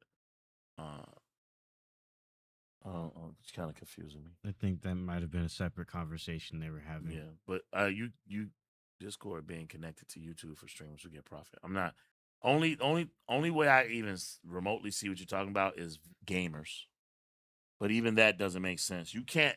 It's not monetized. So I'm not sure what you mean, Sharon. Not Donnie Yen's Iron Monkey, which wasn't bad, by the way. I love Donnie Yen's Iron Monkey. Oh, Dennis George says, sorry, I meant top 50 all time. Got you. Yeah. Talking about Chen Quan Tai. Yeah. No, he's talking about Chen Quan Tai. No, he said Chen Quan Tai's Iron Monkey. Right. Is in his top, right. Top 50 all time. Sharon Hennigan says, nowhere OG, just as you didn't see many t-shirts as you do now. Yeah, that's true. It's like 1 minute, and it's like when you buy a car, even too. You buy a car and you don't see your car, and then all of a sudden you bought the car and everybody got one. You're like, what the hell is going on around here? Mafune says the lettering looks dope. Thank you, my bro. Thanks, man. I appreciate it, dog. I really do. Thank you. Sharon says, I had a feeling you might do a white hair low lie as Pi, but didn't know when or what pose. Rodney Shape says, in my opinion, Carl Scott was the best black screen fighter.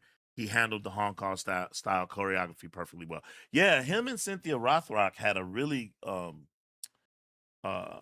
really good Hong Kong run, like of handling the style of fighting that they do. Yeah. And it comes off looks really good on the screen. I gotta give mad props to her as well. But yeah, man, Carl Scott, man. I still like to dude see was him. A problem, bro. We gotta watch Sun Dragon. Yeah. The Guru says, how were Donnie the Dragon Wilson movies? He was jealous of Van Damme's fame back then. Don the Dragon Wilson is a friend of mine.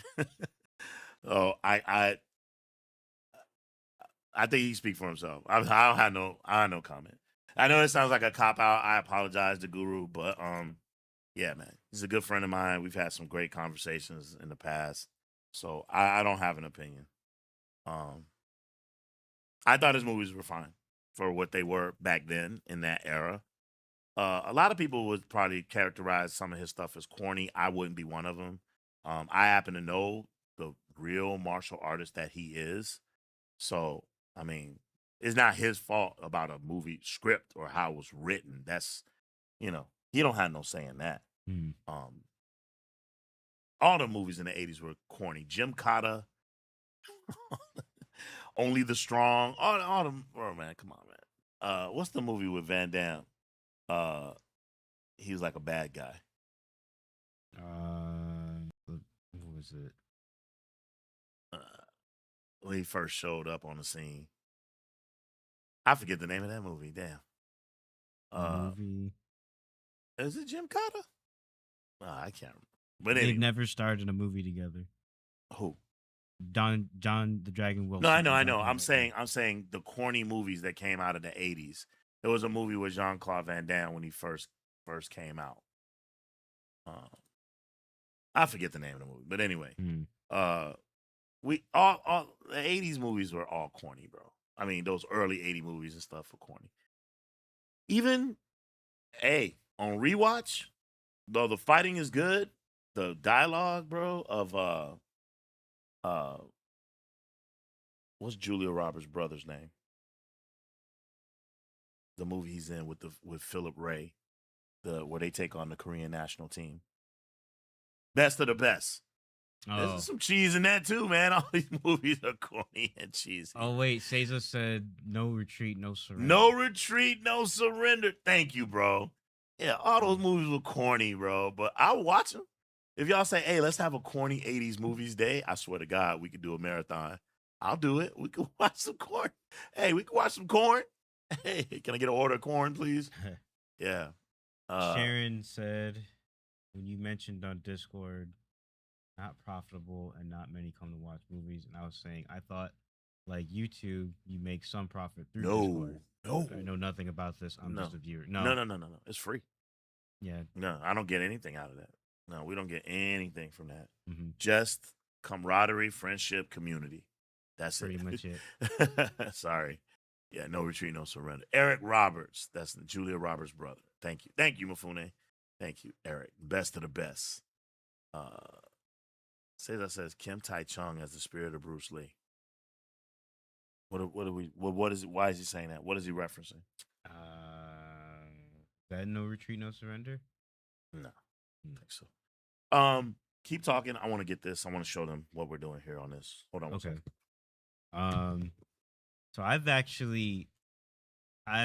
think I saw like a little snippet of Best of the Best, but I've never actually watched it from start to finish. Same goes for No Retreat, No Surrender. But I've heard those names before. Yeah, there's a lot of those films I have not seen, but I could get around to watching them at some point, if only to form my own opinion on them. Yeah, and just even Don the Dragon Wilson's movies, I don't have an opinion on them because I haven't seen any of them. Aled says Double Impact with Van Damme is a great corny movie. Bolo is scary looking in that movie. So I've actually seen before. I watched it within the past 6 months or so. Double Impact. It was cool. It was cool. Not my favorite. Not my favorite Van Damme movie, but it was a fun / funny gimmick of having him play twin brothers. Yeah, it was all right. Okay, so real quick, sorry to cut you off. Yeah. All right, so here's another thing, so you guys get to see all the stuff that's happening behind the scenes. So here's another thing that. So one of the things I'm a big fan of is packaging. I believe that part of your experience when you purchase stuff from Lone Wolf and Cub is the opening of the package, right? So what I try to do is when you buy something from us, is that we want you to be like, oh my God, it's here. Oh, I'm so happy. That's the experience that we're trying to give you. Now I could just ship this and put this in a regular ass UPS box, but that's not what we want to give you the vibes. So here we are. Just arrived. So you've seen the 5-element ninja box for Chenyon Munda, the bad guy. Now, this deluxe edition is what you get for the Yan clans, Tien Hao, and what was his name in the movie? It just jumped out of my head. Yang Shishang. Shishang. Shishang, I'll avenge your death. I'm not dead yet. So you fold it. Now I have my glue gun, so I'm gonna glue this in a second. So, oh wait, did it the wrong way. So here's the box. So fold the bottom.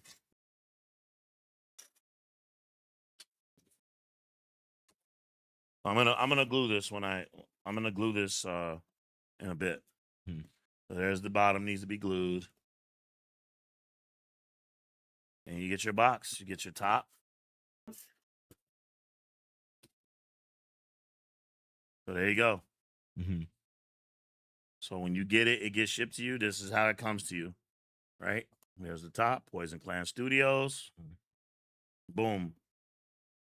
So that's the design for this box. Similar to the Ninja Leaders box, but this time you get these guys. There you go. Sharon says, wow, again, OG, just really nice keepsakes for sure. Yep. So you get to keep that box. That box, you're like, whoa, I'm not throwing this box away, right? It makes you want to hold on to it, right? Like a collectible. Yeah. Yeah. So there you go. So there's that. I want to ask you a question. Oh, wait, before you do, Latino says, there are a vast number of movies I would recommend over the best of the best. Yeah, man. It's still a classic, though. It's a classic. What was your question? We never really talked about it. You've now seen The Furious twice. Yes. Liked it much. I mean, I loved watching it with you the first time, having that theater experience. Right. But the other experience was also a vibe as well. Again, not saying too much. So there's this thing that's floating around. I saw it the other day on Instagram, and it's actually, believe it or not, it's a complaint that people are making about The Furious. And I've seen the movie now a total of 5 times. I've seen it 5 times. And I've watched, and I think that people might have a legitimate beef. And I want to know what you all think, the people who've seen the movie. For you specifically, Cub, you tell me. The thing that was going around was complaints that people think that Joe Taslim got a raw deal in the movie, and that Joe Taslim didn't get his shining moments in the same way that Brian Lee had moments. J Mal had a lot of moments. Yeah. Joey Iwanaga had moments. Like Yayan. Yeah, even Yayan had his moments, but that Joe Taslim didn't get any moments to really shine. That a lot of the movie he spends getting his ass kicked. I think probably people see it that way too. I mean, I've seen the movie. I think it has a lot to do with the styles, right? Brian Lee was getting tagged a lot, but because he's so big and powerful in the movie, and the way that in which that he was leaping frog style and monkey style and going at, I think that was that he was just shrugging those blows off. Joe Taslim's style in the movie, because everyone had a different style. Joe Taslim's style there was a lot of grabbing, a lot of leg sweeps that he was trying to do. It requires a lot of close-up combat, which leaves him open to a lot of blows. People who know how to fight in close know how to, shrug that stuff off. That's what I said. Steven Seagal, he fought certain people. He gonna get his ass whooped. But anyway, and so I watched the movie, and I watched it with my third eye and was keeping an eye on it. Man, he does get his ass kicked a lot in the movie.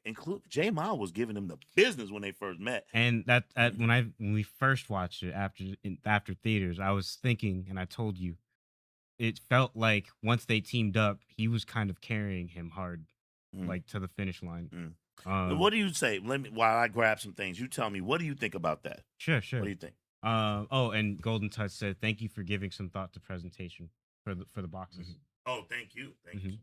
Um, so I felt I felt pretty similarly at first, and then I looked into it.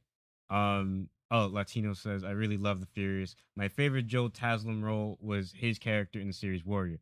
Yeah, so I'm gonna leapfrog off of that Latino Mifune. So far for me, after having watched the Furious and having seen his some of his other work, so far my favorite performance from Joe Taslim has been in Warrior. I think that's been his best showcase in terms of showing that he could actually do um more kung fu based martial arts, and he was a massive competitor in that show. Like even when he took hits, he didn't go down nearly as easily, whereas with here he struggled a lot more compared to every other fighter who was present in the movie. um but I actually looked into a thread um talking about like the different fights and like ranking them, and why Joe Taslim, like why his character Navin seemed to struggle in the Furious so much. And there's one comment that really stood out to me that I wanted to read so that Okay, um it would help explain my thought process and reaction. So okay, okay. when I first saw it, I was like, yeah, he was struggling. He was not doing nearly as well. Even though his style was cool of like jujitsu, using those grabs, judo, all of that. But the comment that I saw that stood out to me, someone said, I think Joe struggled more throughout the movie, which made sense given his character probably had less street fighting experience compared to J Mao's character. J Mao was understood to have some shady criminal past, which we don't get explained. Meanwhile, um, Joe Navin, Joe Taslim's character, we see a picture of him at the start of the movie that has him in like judo clothes. And what that seems to imply is that his fighting experience was mostly like competitive, you know? So like in sports, Mm. as opposed to like street fighting, which is what everyone else seemed pretty much accustomed to. Mm.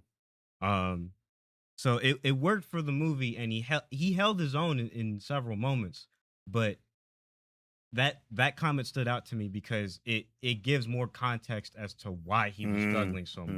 Okay. Because he does judo, he practiced it with his wife, Mhm. but he did it mostly for sport, Gotcha. whereas everyone else is fighting to kill, Right. like because they've had experience fighting on the streets. Right. Um, Right. While we continue this conversation, oh, we got another subscriber. oh, welcome. I That's missed the name. Rice Mill, Related or I something. think. It's a weird name. So here's the new device that I'm rocking with. Saw this on the tubes, and I was like, oh, I got to get this because I can rock with this so much better than rocking with uh, paints and thinners and all this stuff like that. This looks like something that's going to be fantastic. This is my first time using it, so please bear with me. This is a Winston's alcohol airbrush gun. Okay, so here is my. I checked. I did all my research to find out if these will adhere to 3D resin models, and the answer is yes. Okay, so I have this here, as you can see, pretty much every freaking color in the spectrum. So what I'm gonna do, what I find is that I believe that a mantis, the green of a mantis, is rather bright, and so I see this one green right off the get that kind of excites me when I look at it. So I'm gonna use my trusty dusty razor here to open the package and see if I can extract this green here, which is like a cartridge slash marker, if you will.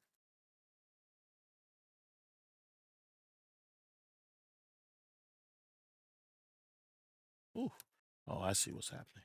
Let's see. Go ahead, continue the conversation. I'm sorry. No, you're good. So Sharon asked, "Is Joe Taslim the guy who helped the lead actor search for his Yeah, daughter. Yes. Golden helped her out. Yeah, Yeah. Nat. Oh, I see. Golden Touch. Yes. yeah. But yeah, that's him. His character's name was Navin. Um, Mao's character, his name was Wang Wei. The Let's see. Rodney Shape says Joe's judo couldn't beat the kicker at the end. Yeah, that style is really good if you're going up against another judo practitioner, or if you're just like wrestling and stuff. But in the case of the Furious and the styles that everyone else had been using, um, there was a lot more like, how do I put this? Joe Taslim was ill-equipped because he was trying to wrestle I while don't. everyone else is trying to He was hit. investigating. He was trying to get down to the bottom Like, of his wife's disappearance. He wasn't like a cop or something like that or anything. no, He was just trying to find out what happened to his woman. yeah, And so he doesn't have the mysterious past. It would seem that because they were like, "Who are you?" when they were saying that to Wang Wei, mhm. which implies that he has some special style, skills, Some special some pass that allowed him to have the skills that that he have has, exactly. Even you see the bruises on his back, and the the head healed wound that he has. right, the healed wounds that he had, and you go, "Oh, okay." So I mean, I mean, sorry. But yeah, that's yeah, the implication there is that he's gone through a lot more than Navin's character has. Wow, just stick that cartridge in, that marker, Hmm. and I guess here we go. um, Wait, hold on one more second. Go ahead, keep going. you could uh Nilsson says, oh, Seiza says, sometimes the Furious reminds me of SPL3's story. I have not seen any of the Killzone movies outside of the first one. We only just recently watched the first one. Well, I mean, for some people it might have been a rewatch. For me, I actually saw the first SPL for the first time. I liked it more than Flashpoint, but ultimately it was okay for me. I have not, yeah, but I have not seen SPL 2 or 3. Um, Interesting though that you say the story of the Furious reminds you of SPL 3's. Um, Tino Mifune I think says, some of that. If I haven't seen SPL3, mhm, but if there's anything that's even remotely referencing like abduction. child abduction, I think Yeah. that's a social topic Hmm. that's occurring in parts of Asia. So Yeah. that's what I think the term Shanghai kind of comes from. Mm, I mean, it means to kidnap. When you say someone's been shanghaied, it's kind of what that terminology came from. oh yeah. Okay, Kinda so messed here we up. go. So here is our mantis. Whole thing gets a coat of green, and then we move into some slight accents of perhaps some dark green and some brown. Okay. Wish me luck. Never done anything like this before. So nervous. Mm-hmm. Okay, here we go. Starting from the top. You can keep going. Latino Mifune says, Haslam has played more martially capable characters, but having read the script, he would have known that before taking the role. Yeah, like I could believe that with what he's done in Warrior, what he's done in the first Raid movie, even what he's done in the Mortal Kombat movies that have come out recently. Um yeah, you can tell like he is as good as the script allows him to be, basically. And so if the script lets him go harder, then he'll do just that. In the Furious cases, though, like in the Furious's case, though, he as like as good as he is, everyone else is just better. Um, and I don't think it's fair to like rip on his character or to say that he was weaker. It's just that he had equipment that wasn't suited for the fights that he was a part of, if that makes sense. Um so like if everyone else was doing judo and like wrestling and grabs, maybe he could have fared better, but he's trying to do that while everyone else is going for like these hard hits, um, elbow strikes, chops, just full on like direct punches and kicks, um, that are meant to like lay you out. So it's I don't want to say that he was weaker, but at the same time, like he was having a harder time compared to most of the other main fighters in that movie for sure. Y'all seeing my facial expression? How this shit ain't Mhm. this shit ain't vibing. All right. Oh snap! Something going back. Hold on one second. Uh-huh.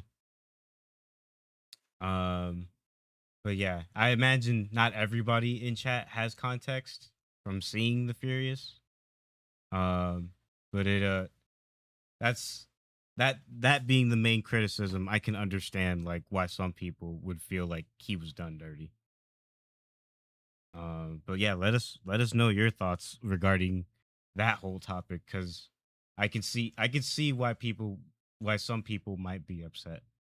Um, thinking that his thinking that maybe judo was misrepresented. I don't think so, but I can see some people probably saying that. Um, let's see here. Actors. Hmm. The What do we have? Oh, yeah, okay. So I'm going back to that thread actually. Uh the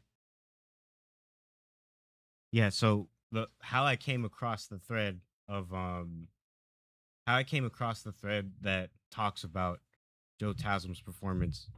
It was because I had been looking up threads on the Furious. One came up more recently and they were basically ranking the different fights that happened and um yeah, that's where they got to talking about it. The Want to say yeah, oh yeah, so they ranked different fights throughout the movie.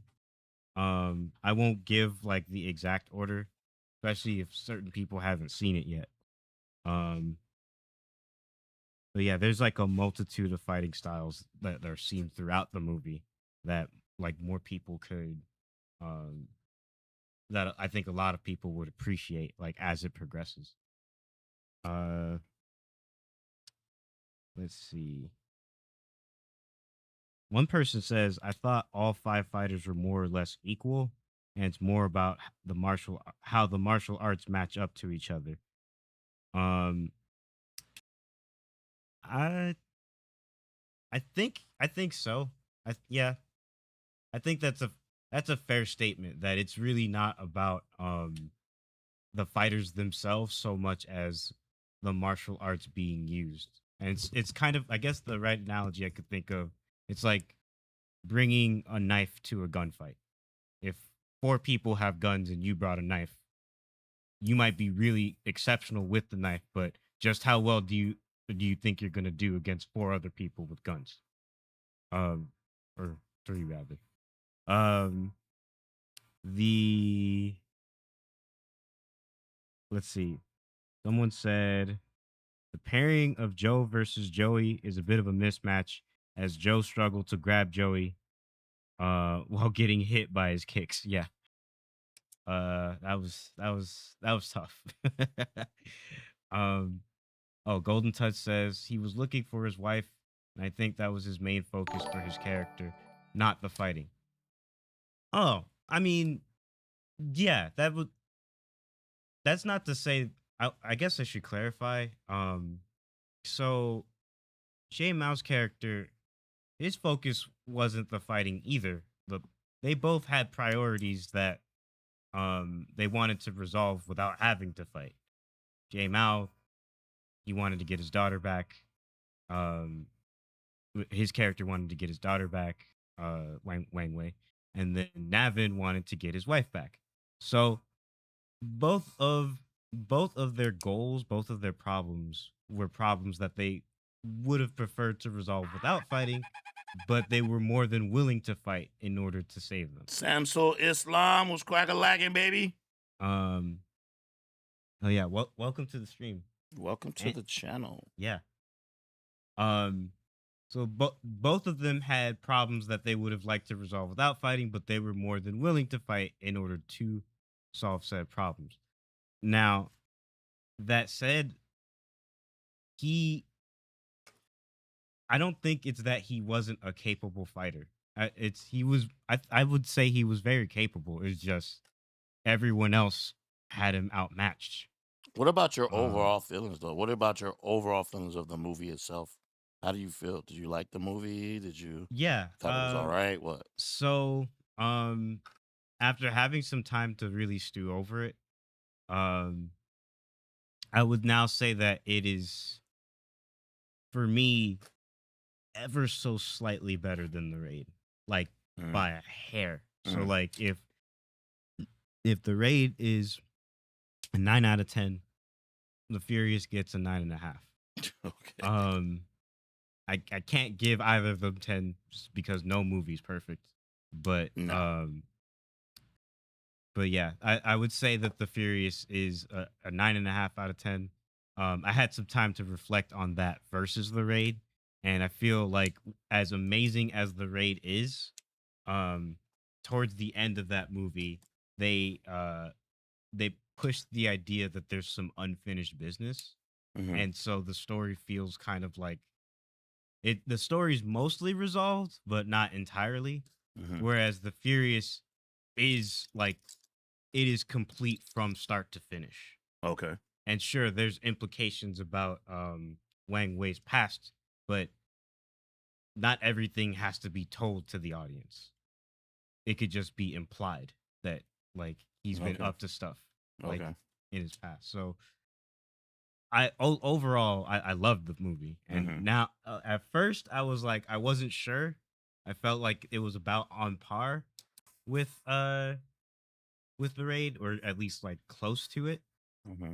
But now I'm like now that I've stewed over it more, I feel like it's slightly better for me. Um, and yeah, I wish I watched it as many times as you have, but You can't watch it now. You can watch it anymore. yeah, but yeah, it's amazing. Um, Golden Touch says looking like a lack of air. OG. No, it's powerful. It's these markers. It's some bullshit. It's not. It's not as advertised, bro. It's just not. It's not. Even this, bro. It's not. Look at that on my hand. It's like sputters, little bitty sputters here and there, but it's not. It absolutely is not coming off. Way they advertise, bro. No, I'm not feeling this at all. Mm-hmm. Um. Well, Yeah. So it looks like there's some people who are confusing Joe Taslim's style of judo with Salat. No, no. he was using judo in this movie mainly. Salat he was A using little bit of Brazilian jiu jitsu too. A little BJJ. right. Salat was If you more pay close attention, he did a lot of leg sweeps, trying to sweep the leg and get his opponent to the ground. mhm, Very, very, very judo-y, very jitsu-y. yeah. Salat was more prevalent in the raid movies. And there's another work of Joe Taslim's that I'd like to check out at some point called The Night Comes for Us. Oh yeah. I've never seen that. Have you? No, but I did someone recommended it and asked me to react to a fight scene. Hmm. It's on the channel. But no, I have not. Yeah, because I'm not ignoring you. I'm sorry. It's just I'm frustrated. no, it's okay.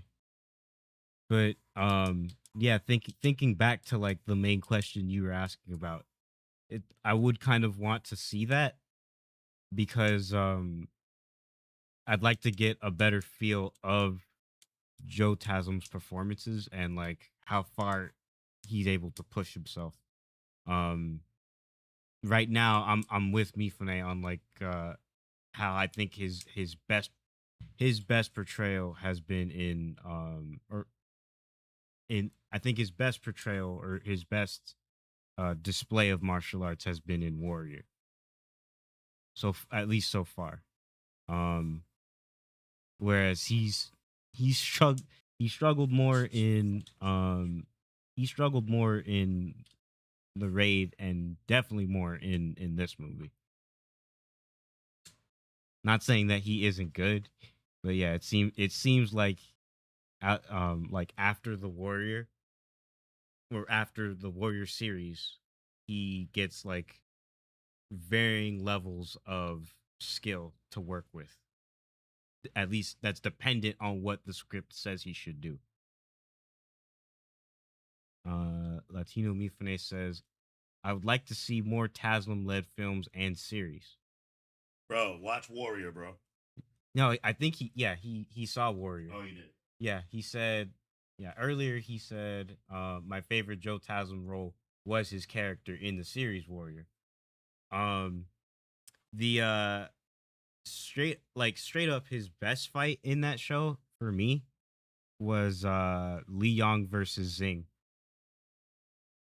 That I think that was season 2. I don't remember. Yeah, it was an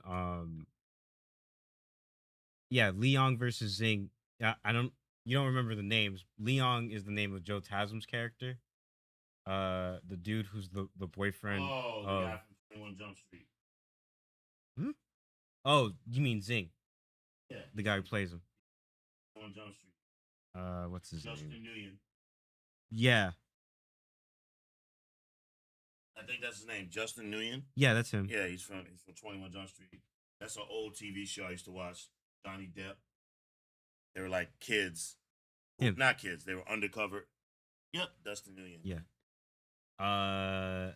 Latino Mifune says they need to bring back Warrior. Yeah, that show could have kept going. At least one more season. I think I I think the ending does like it as rough as it is. I do think it does work in terms of what the whole point of the show was, at least for the main character. Um, but I could like you said, Dad. That show could have used another season. Um, the but yeah, the Lee Yong versus Zing fight was an amazing display of what Joe Taslim could do. Um, that fight that was one of my favorites in the entire series. Um, yeah, just the some of Joe Taslim's best work, that's for sure. Let's see what else the thread says. Um,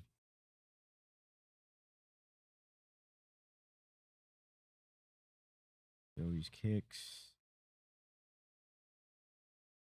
Oh, let's see. Seiza says, "Do you think that Liu Kang's bicycle kick was based on Jack Long's kick in Five Fighters of Shaolin?" Five Fighters of Shaolin. Hmm.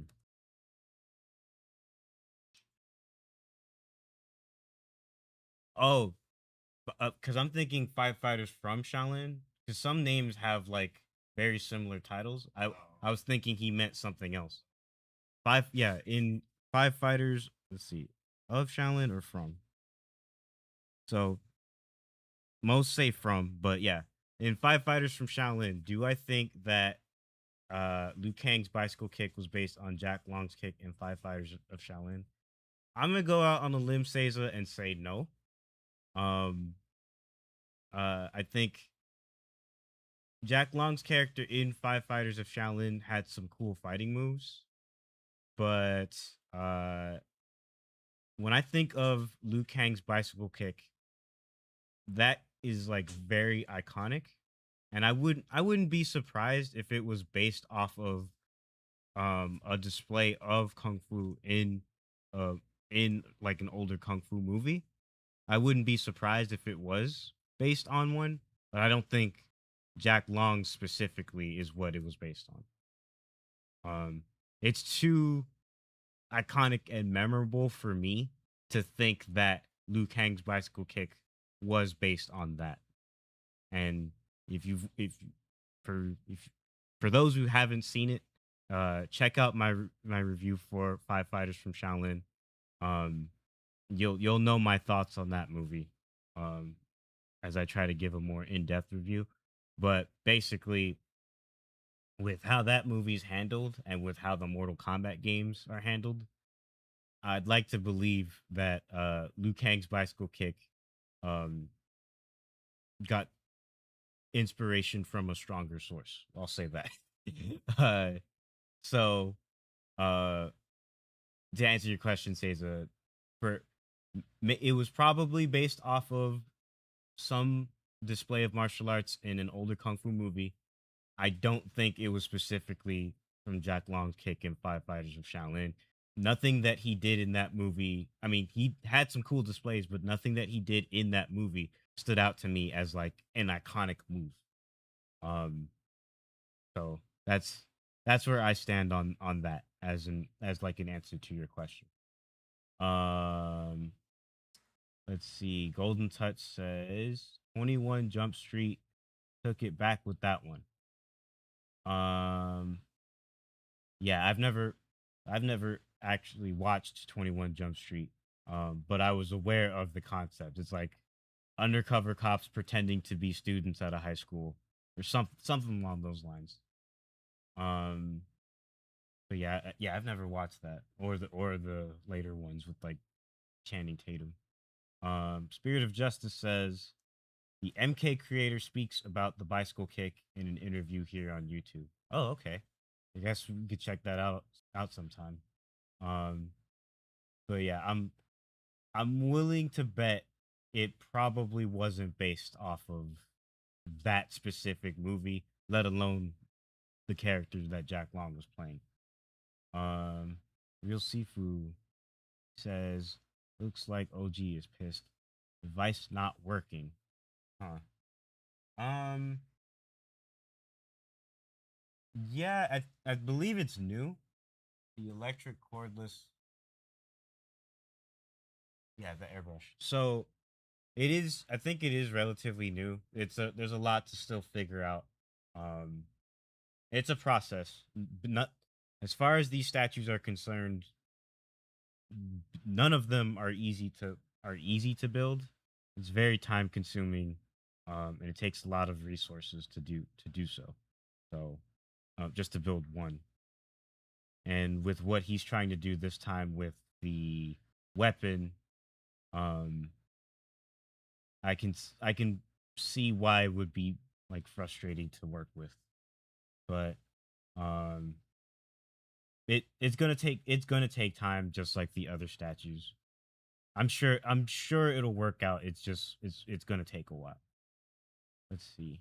Um, the M Latino Mifune says the MK creators definitely drew inspiration from earlier works of martial fiction. The first MK game was basically a fantasy version of Enter the Dragon. Yeah, I can believe that. Um, Spirit of Justice says and Big Trouble in Little China at Latino Mifune. Um, Raiden for sure. It yeah, that Latino Mifune, Spirit of Justice. Oh, yeah, you said it. Raiden was definitely inspired by that movie.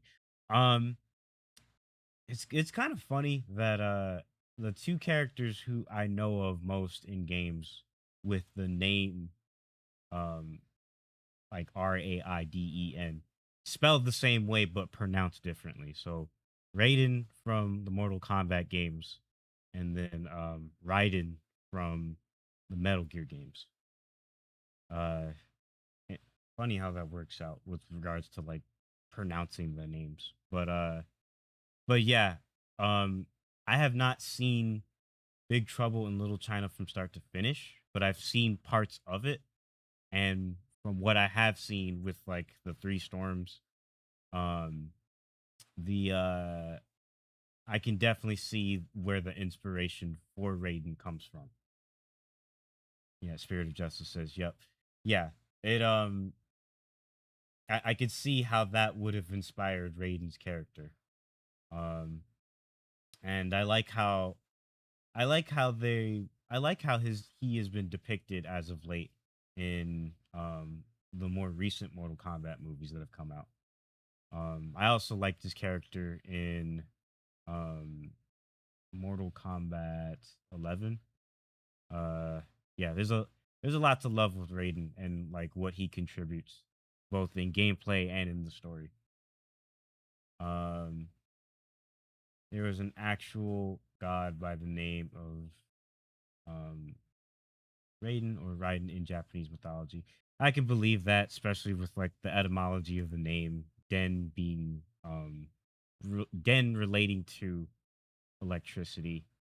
Um, Rai, I think, relating to yeah, Den is like electricity or Denki. Rai, I know is like lightning. So yeah, I could believe that.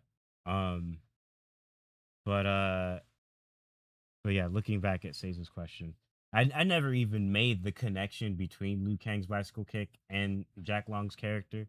Nor did I think that I would be making that connection um, until you asked it. But yeah, ultimately, no, I don't. I don't believe Liu Kang's bicycle kick was based on that character specifically. Um, let's see. Spirit of Justice says, I always thought Johnny Cage was like Van Damme or Seagal. Um, so they actually, it's funny that you mentioned that. In MK1, they have embraced the connection slash comparison between Johnny Cage and Jean Claude Van Damme by way of making Jean Claude Van Damme more of a he's like an alternate skin. So if you when you do when you're in Mortal Kombat 1, I believe this is where this happens. In Mortal Kombat 1, when you're on the character select screen, uh DLC was enabled where you could switch Johnny Cage, the one that's in the game, you could switch out the main version, like the main stories version, with a Johnny Cage that is based off of Jean Claude Van Damme. So same character, different portrayal, if that makes sense. Um, and in when you play as him, like his voice, his lines, how he talks, even how he looks, is more based on Jean Claude Van Damme, like out of Bloodsport. Um, so the comparison between Johnny Cage and Jean Claude Van Damme is not lost on NetherRealm Studios. That's for sure. um, let's see. Seiza says Wimp Lo from Kung Pao, but the real name of the character in Tiger and Crane Fist is Liu Kang. I've never heard of Kung Pao. Um, and I don't think I've heard of Tiger and Crane Fists as a movie, but um, yeah, that's news to me, Seiza. Uh, Latino Mifune says, I've never seen Kung Pao. Is it worth seeing? Yeah, that's a question for the rest of chat to answer. I've never heard of it.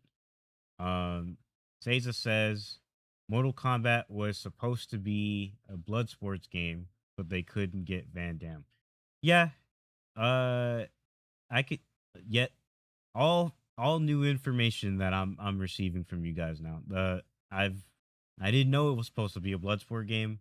But I guess to make up for the fact that they couldn't get Van Damme, years later we get MK1 making that decision with having John Claude's likeness and his voice um and being emulated in MK1 as like an alternate skin for Johnny Cage. So um It's like their little tribute to their like previous attempt at getting Van Damme in Mortal Kombat. Latino Mifune says, before MK was made, the MK creators were making a Jean Claude Van Damme game, and Jean Claude Van Damme was difficult to work with, so they created Cage as a parody of Jean Claude Van Damme. Yeah, I did not know that. And I am aware of the fact that he was in uh the old Street Fighter movie, which again, didn't watch that from start to finish. I saw parts and it wasn't exactly didn't look like the source material that I knew with like the one redeeming quality I remember from it was God, what was his name? Raul Julia. Yeah, as Bison. But other than that, like the movie didn't really seem to hold up in my eyes. John Claude Van Damme, I didn't know he was hard to work with, but I guess I could. I guess if I hear more info about it, I could probably understand why. The What I miss? Spirit of Justice says Kung Pao is crazy. They were just talking about John Claude Van Damme and like the Mortal Kombat movies. Oh, Um, or the Mortal Kombat games rather. got you. Sorry. Switch. Yeah. Sorry. So Spirit of Justice says, watch Kung Pao for a laugh. Oh, and Sharon said, yeah, Kung Pao is crazy, laughing out loud. Sharon says, it's comical and pretty well done, Kung Pao, but it's a spoof movie. Yeah, okay. So it's not something that you go in expecting to see like a hard hitting serious kung fu movie. No, it's more of a comedy. So I guess if you know that going in, then you know what to expect. Right. Never saw Kung Pao, but I have so much stuff to show you. It's not even funny. But yeah, never saw Kung Pao, but I'll keep that in mind. Sharon said kind of wanted a Kung Pao part 2, but nope. Yeah. Wow. I can't speak for or against it because I've never seen the first one. Dennis Jordan says Tiger and Crane Fist is a Jimmy Wang Yu film from the late 70s. Does it have another name? I wonder.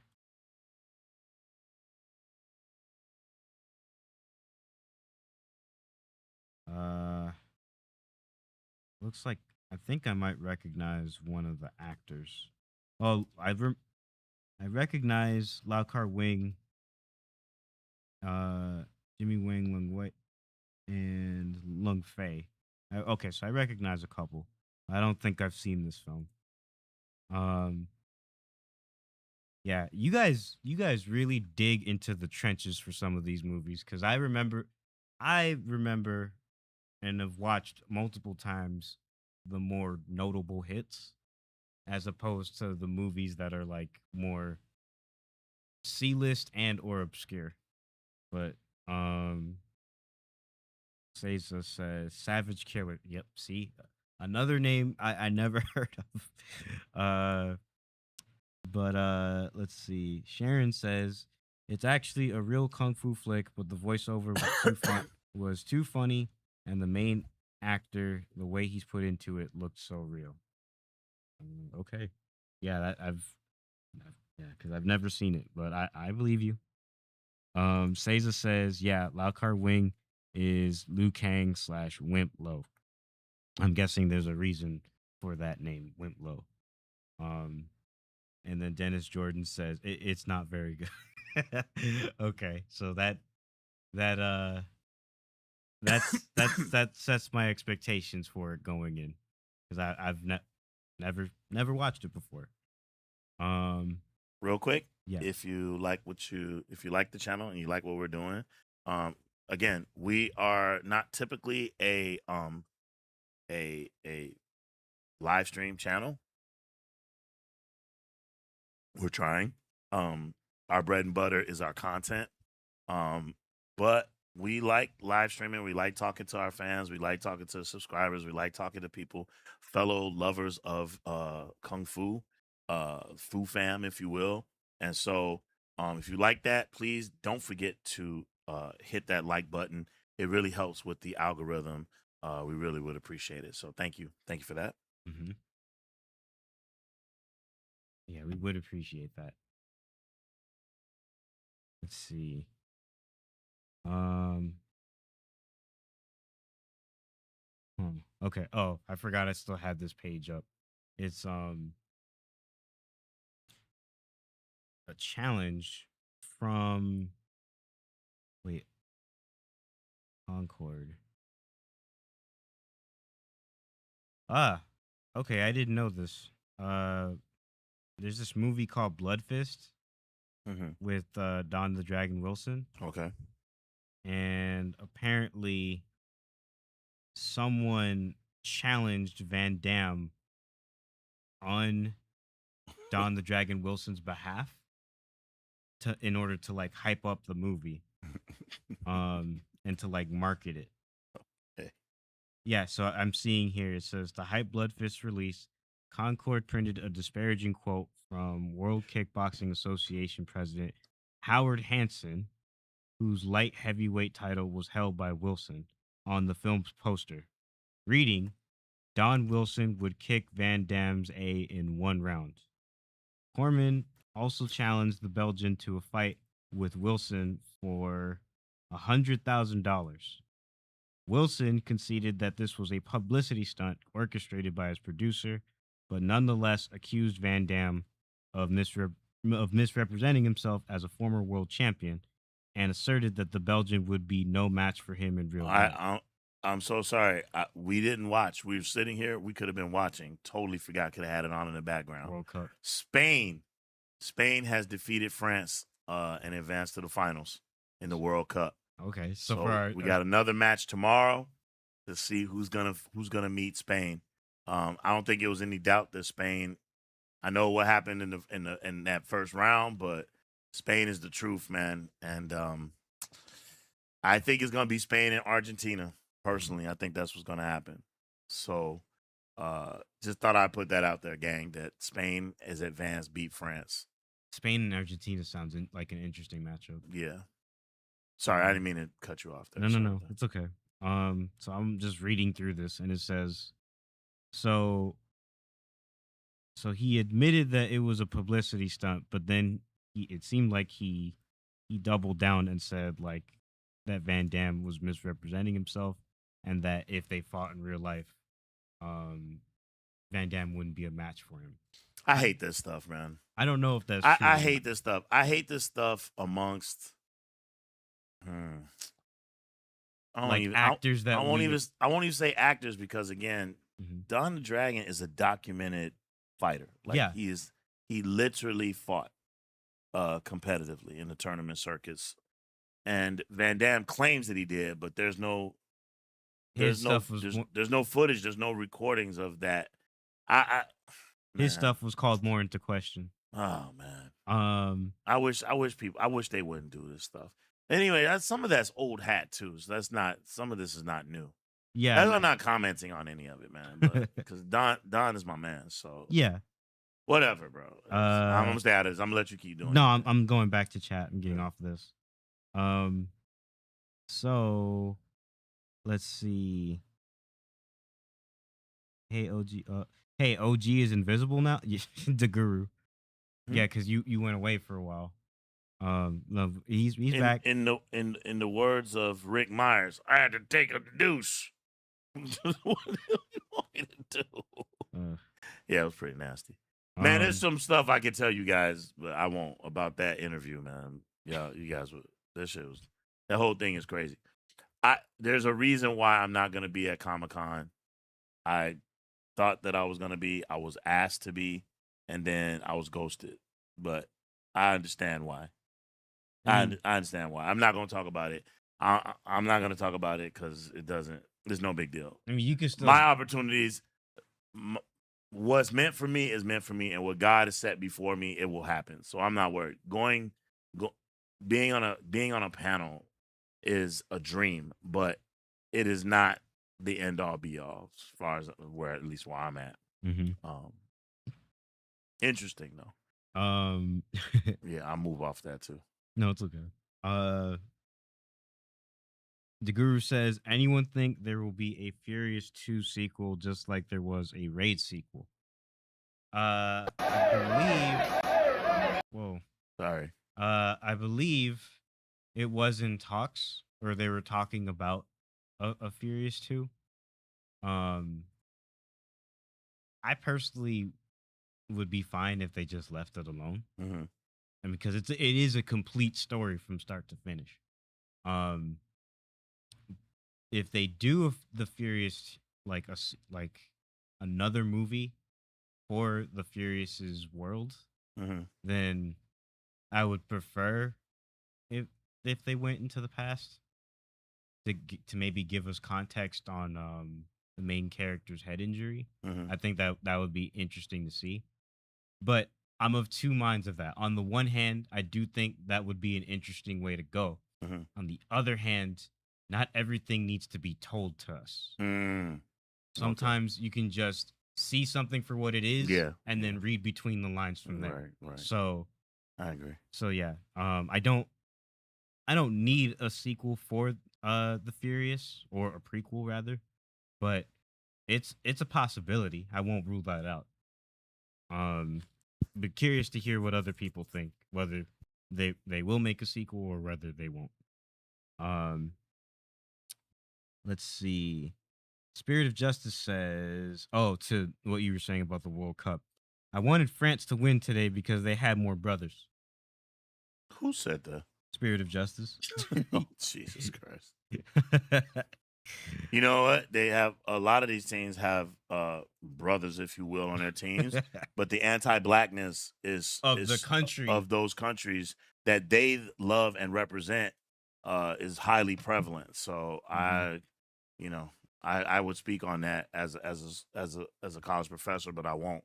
Mhm. Um, uh, you know, yeah, you know, it's like loving something that don't love you back, Yeah. and it's a little bizarre. So. Mhm. But I guess the idea he's rooting for them, not necessarily for like what the country's doing to them. Mm. Um, let's see. Sharon says, I was saying during movie watch they could play off of the daughter father duo in another Furious movie, not like a part 2, but like in another type of flick. Yeah, they could. I mean, that father daughter dynamic worked well for the Furious, so yeah, sure, they could do it in another separate movie. Um, but yeah, that's that's valid. They could work off of that. So yeah, I'd agree with that. Um, Latino Mifune says, it seems like Billy Blanks was also in Blood Fist. I wonder if anyone was a match for his Taibo fighting style. That was Hey, like, there's a Billy Blanks interview. If you want to go over to Sifu Kwanzi's channel, Kung Fu Chronicles, uh, and he interviews Billy Blanks not too long ago. So if you guys are interested in that, go over there and check that out. Kung Fu Chronicles, spelled with a K. mhm. Last I remember of Billy Blanks, wasn't even with him. It was with his son, like promoting something that was like Taibo related on Shark Tank. Hmm. I think it was like a new product that he was trying to advertise. Um, but yeah, I've never seen Bloodfist though. Um, the Guru says, or he asks, did anyone watch the Mortal Kombat show series that was on WB Network, Warner Brothers? I didn't know there was a show. Or if I did, maybe I'd forgotten about it. Um, Cesar says, "All the world is with you, Spain." Hmm. For what you were saying earlier with the World Cup. Um, the Guru says, "I vaguely remember Mortal Kombat Annihilation. was anyone impressed with the sequel? Uh, Mortal Kombat Annihilation. That was the sequel to the '90s Mortal Kombat movie. Hmm. Yeah. From what I've seen of that, that really didn't look good. um, but with this sequel, I can speak on it now. I'd say I liked it more than the first one. At the same time, um, I liked the first one for what it is. I feel like a lot of people give it a bad rap because they didn't like the newly made original character of Cole Young. Um, but yeah, I liked it for what it was. It could have been better, but looking back on it, it was decent. I feel like that that Mortal Kombat movie from 2021, I believe, they that was them like testing the waters of like what works and what doesn't. I think more worked in it than not, to the point where with this new Mortal Kombat 2 movie with Carl Urban as Johnny Cage, they've they are course correcting. So now now they know, they have a better idea of like what works and what doesn't, as far as what makes the movie entertaining, what people want to see. Um and so I'd say, yeah, this sequel is the first movie is okay. The second movie is better. Um and I think we're in a good place for Mortal Kombat, or the current Mortal Kombat franchise. The movies anyway. Um and looks like they're going to do a third. So I'm interested to see where that goes. Um let's see. Latino Mifune. Oh, he was at the Guru MK Conquest. The Guru says at Laren M, there's also a Mortal Kombat Legacy 2, straight to DVD, I believe. Yeah. If it's straight to DVD, then you already have an idea of or you at least get the implication that the movie is not as strong as it could be. Um, let's see. Latino Mifune then says Mortal Kombat Annihilations is one of those films people love to clown on. Yep. And then he continues to say, "Don't watch MK Annihilation unless you want to point and laugh at something." Wow. Yeah, that's not a That's so funny. not a film that I would go out of my way to watch anytime soon. The parts that I did see, I was like, no, this isn't for me.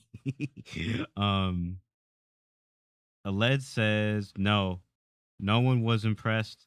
The first one was epic for a kid, especially if you saw it in theaters when Reptile appeared in ninja form and the music hit. The theater went wild. Oh yeah, I can believe that for like the first '90s Mortal Kombat movie. Um, like I could believe that being um as electric as it was, especially with the music. When you have the music playing, you can't really go wrong in terms of hyping people up. Yeah. Um, but yeah, Aled confirmed. He says as far as the '90s Mortal Kombat movies. Okay, I enjoyed those slightly more than this new stuff. you mean the first one? The first one for sure. The second one, nah. Second one was terrible. I feel I like don't know the name of that actor who played Shao Kahn. He's the same guy from there's this movie I used to watch. I used to love this movie with Stallone. I think it was called Cobra. I think it was called Cobra. At the end of that movie, it's like a movie about like a cult of Brian Thompson. Is that his name? Yeah. Pig, pig, we are the future. Pig. And he's spitting and shit. I freaking love that. That's the same guy who plays Shao Kahn in the movie. Mm. God, was he terrible. Oh my God. Oh man. But now Shao Kahn in this new movie, Mortal Kombat 2, the new one, he's a menace. And I loved every time they showed him on screen. Like they did him justice. Um the Let's see. Seiza says, I heard that Mortal Kombat Legacy was loved. Uh, a web series? Yeah, I didn't even know about this.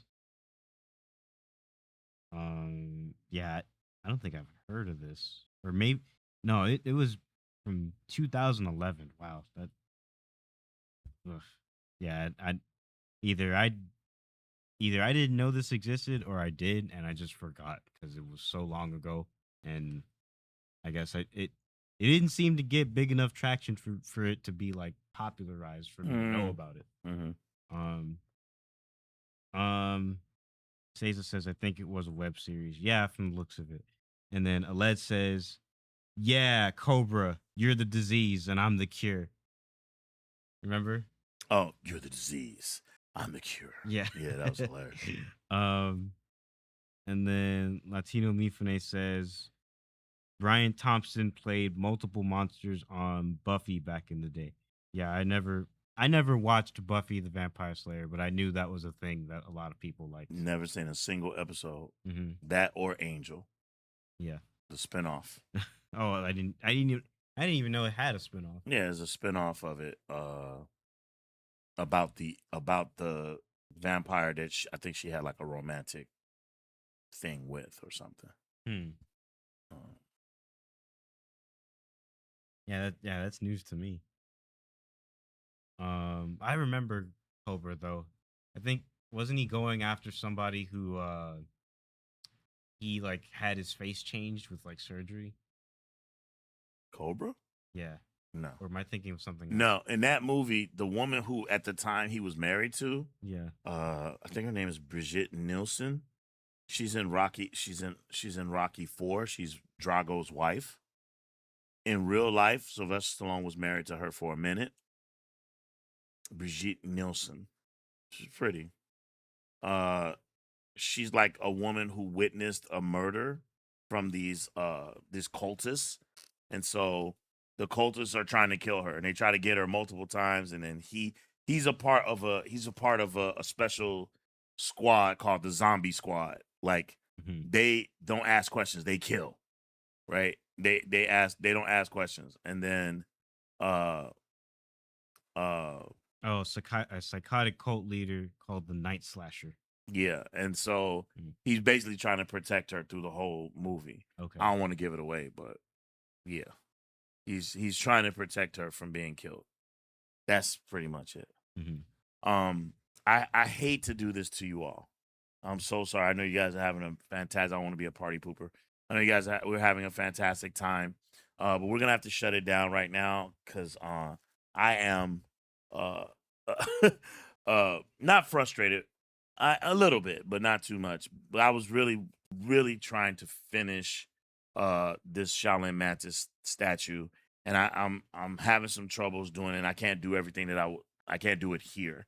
I have to go into the studio and do some things, and I gotta get him something to eat and just kind of start moving into our evening. I have a meeting that I have to take at 7, and uh, in preparation for tomorrow's live stream. Tomorrow's live stream, gang, is going to be a live stream. We're going to have special guest Demetrius Angelo from Urban Action Showcase. He'll be on the stream, and then we're going to move over into our movie watch. So, be on the lookout for that. We'll post on the show socials and let you all know what time that's going to be and all that good stuff. But expect to see us tomorrow. Want to thank you all for hanging out with us. Again, I apologize for cutting us off, but No we worries. got some things we got to take care of. So got that company grind we got to take care of, fam. I am happy with the way this turned out though. Mm-hmm. I thought this turned out really good. Yeah. I like it. So again, want to thank you all for so much for riding with us, and we will definitely see you all tomorrow here on the tubes. I'm OG Ant. This is my man. EK. We're in the building. We're gonna catch you all on the next one. But again, want to thank you all for rocking with us, and we will see you tomorrow. Fist and palm salute. We out, y'all. Peace. Have a good one, guys. Peace.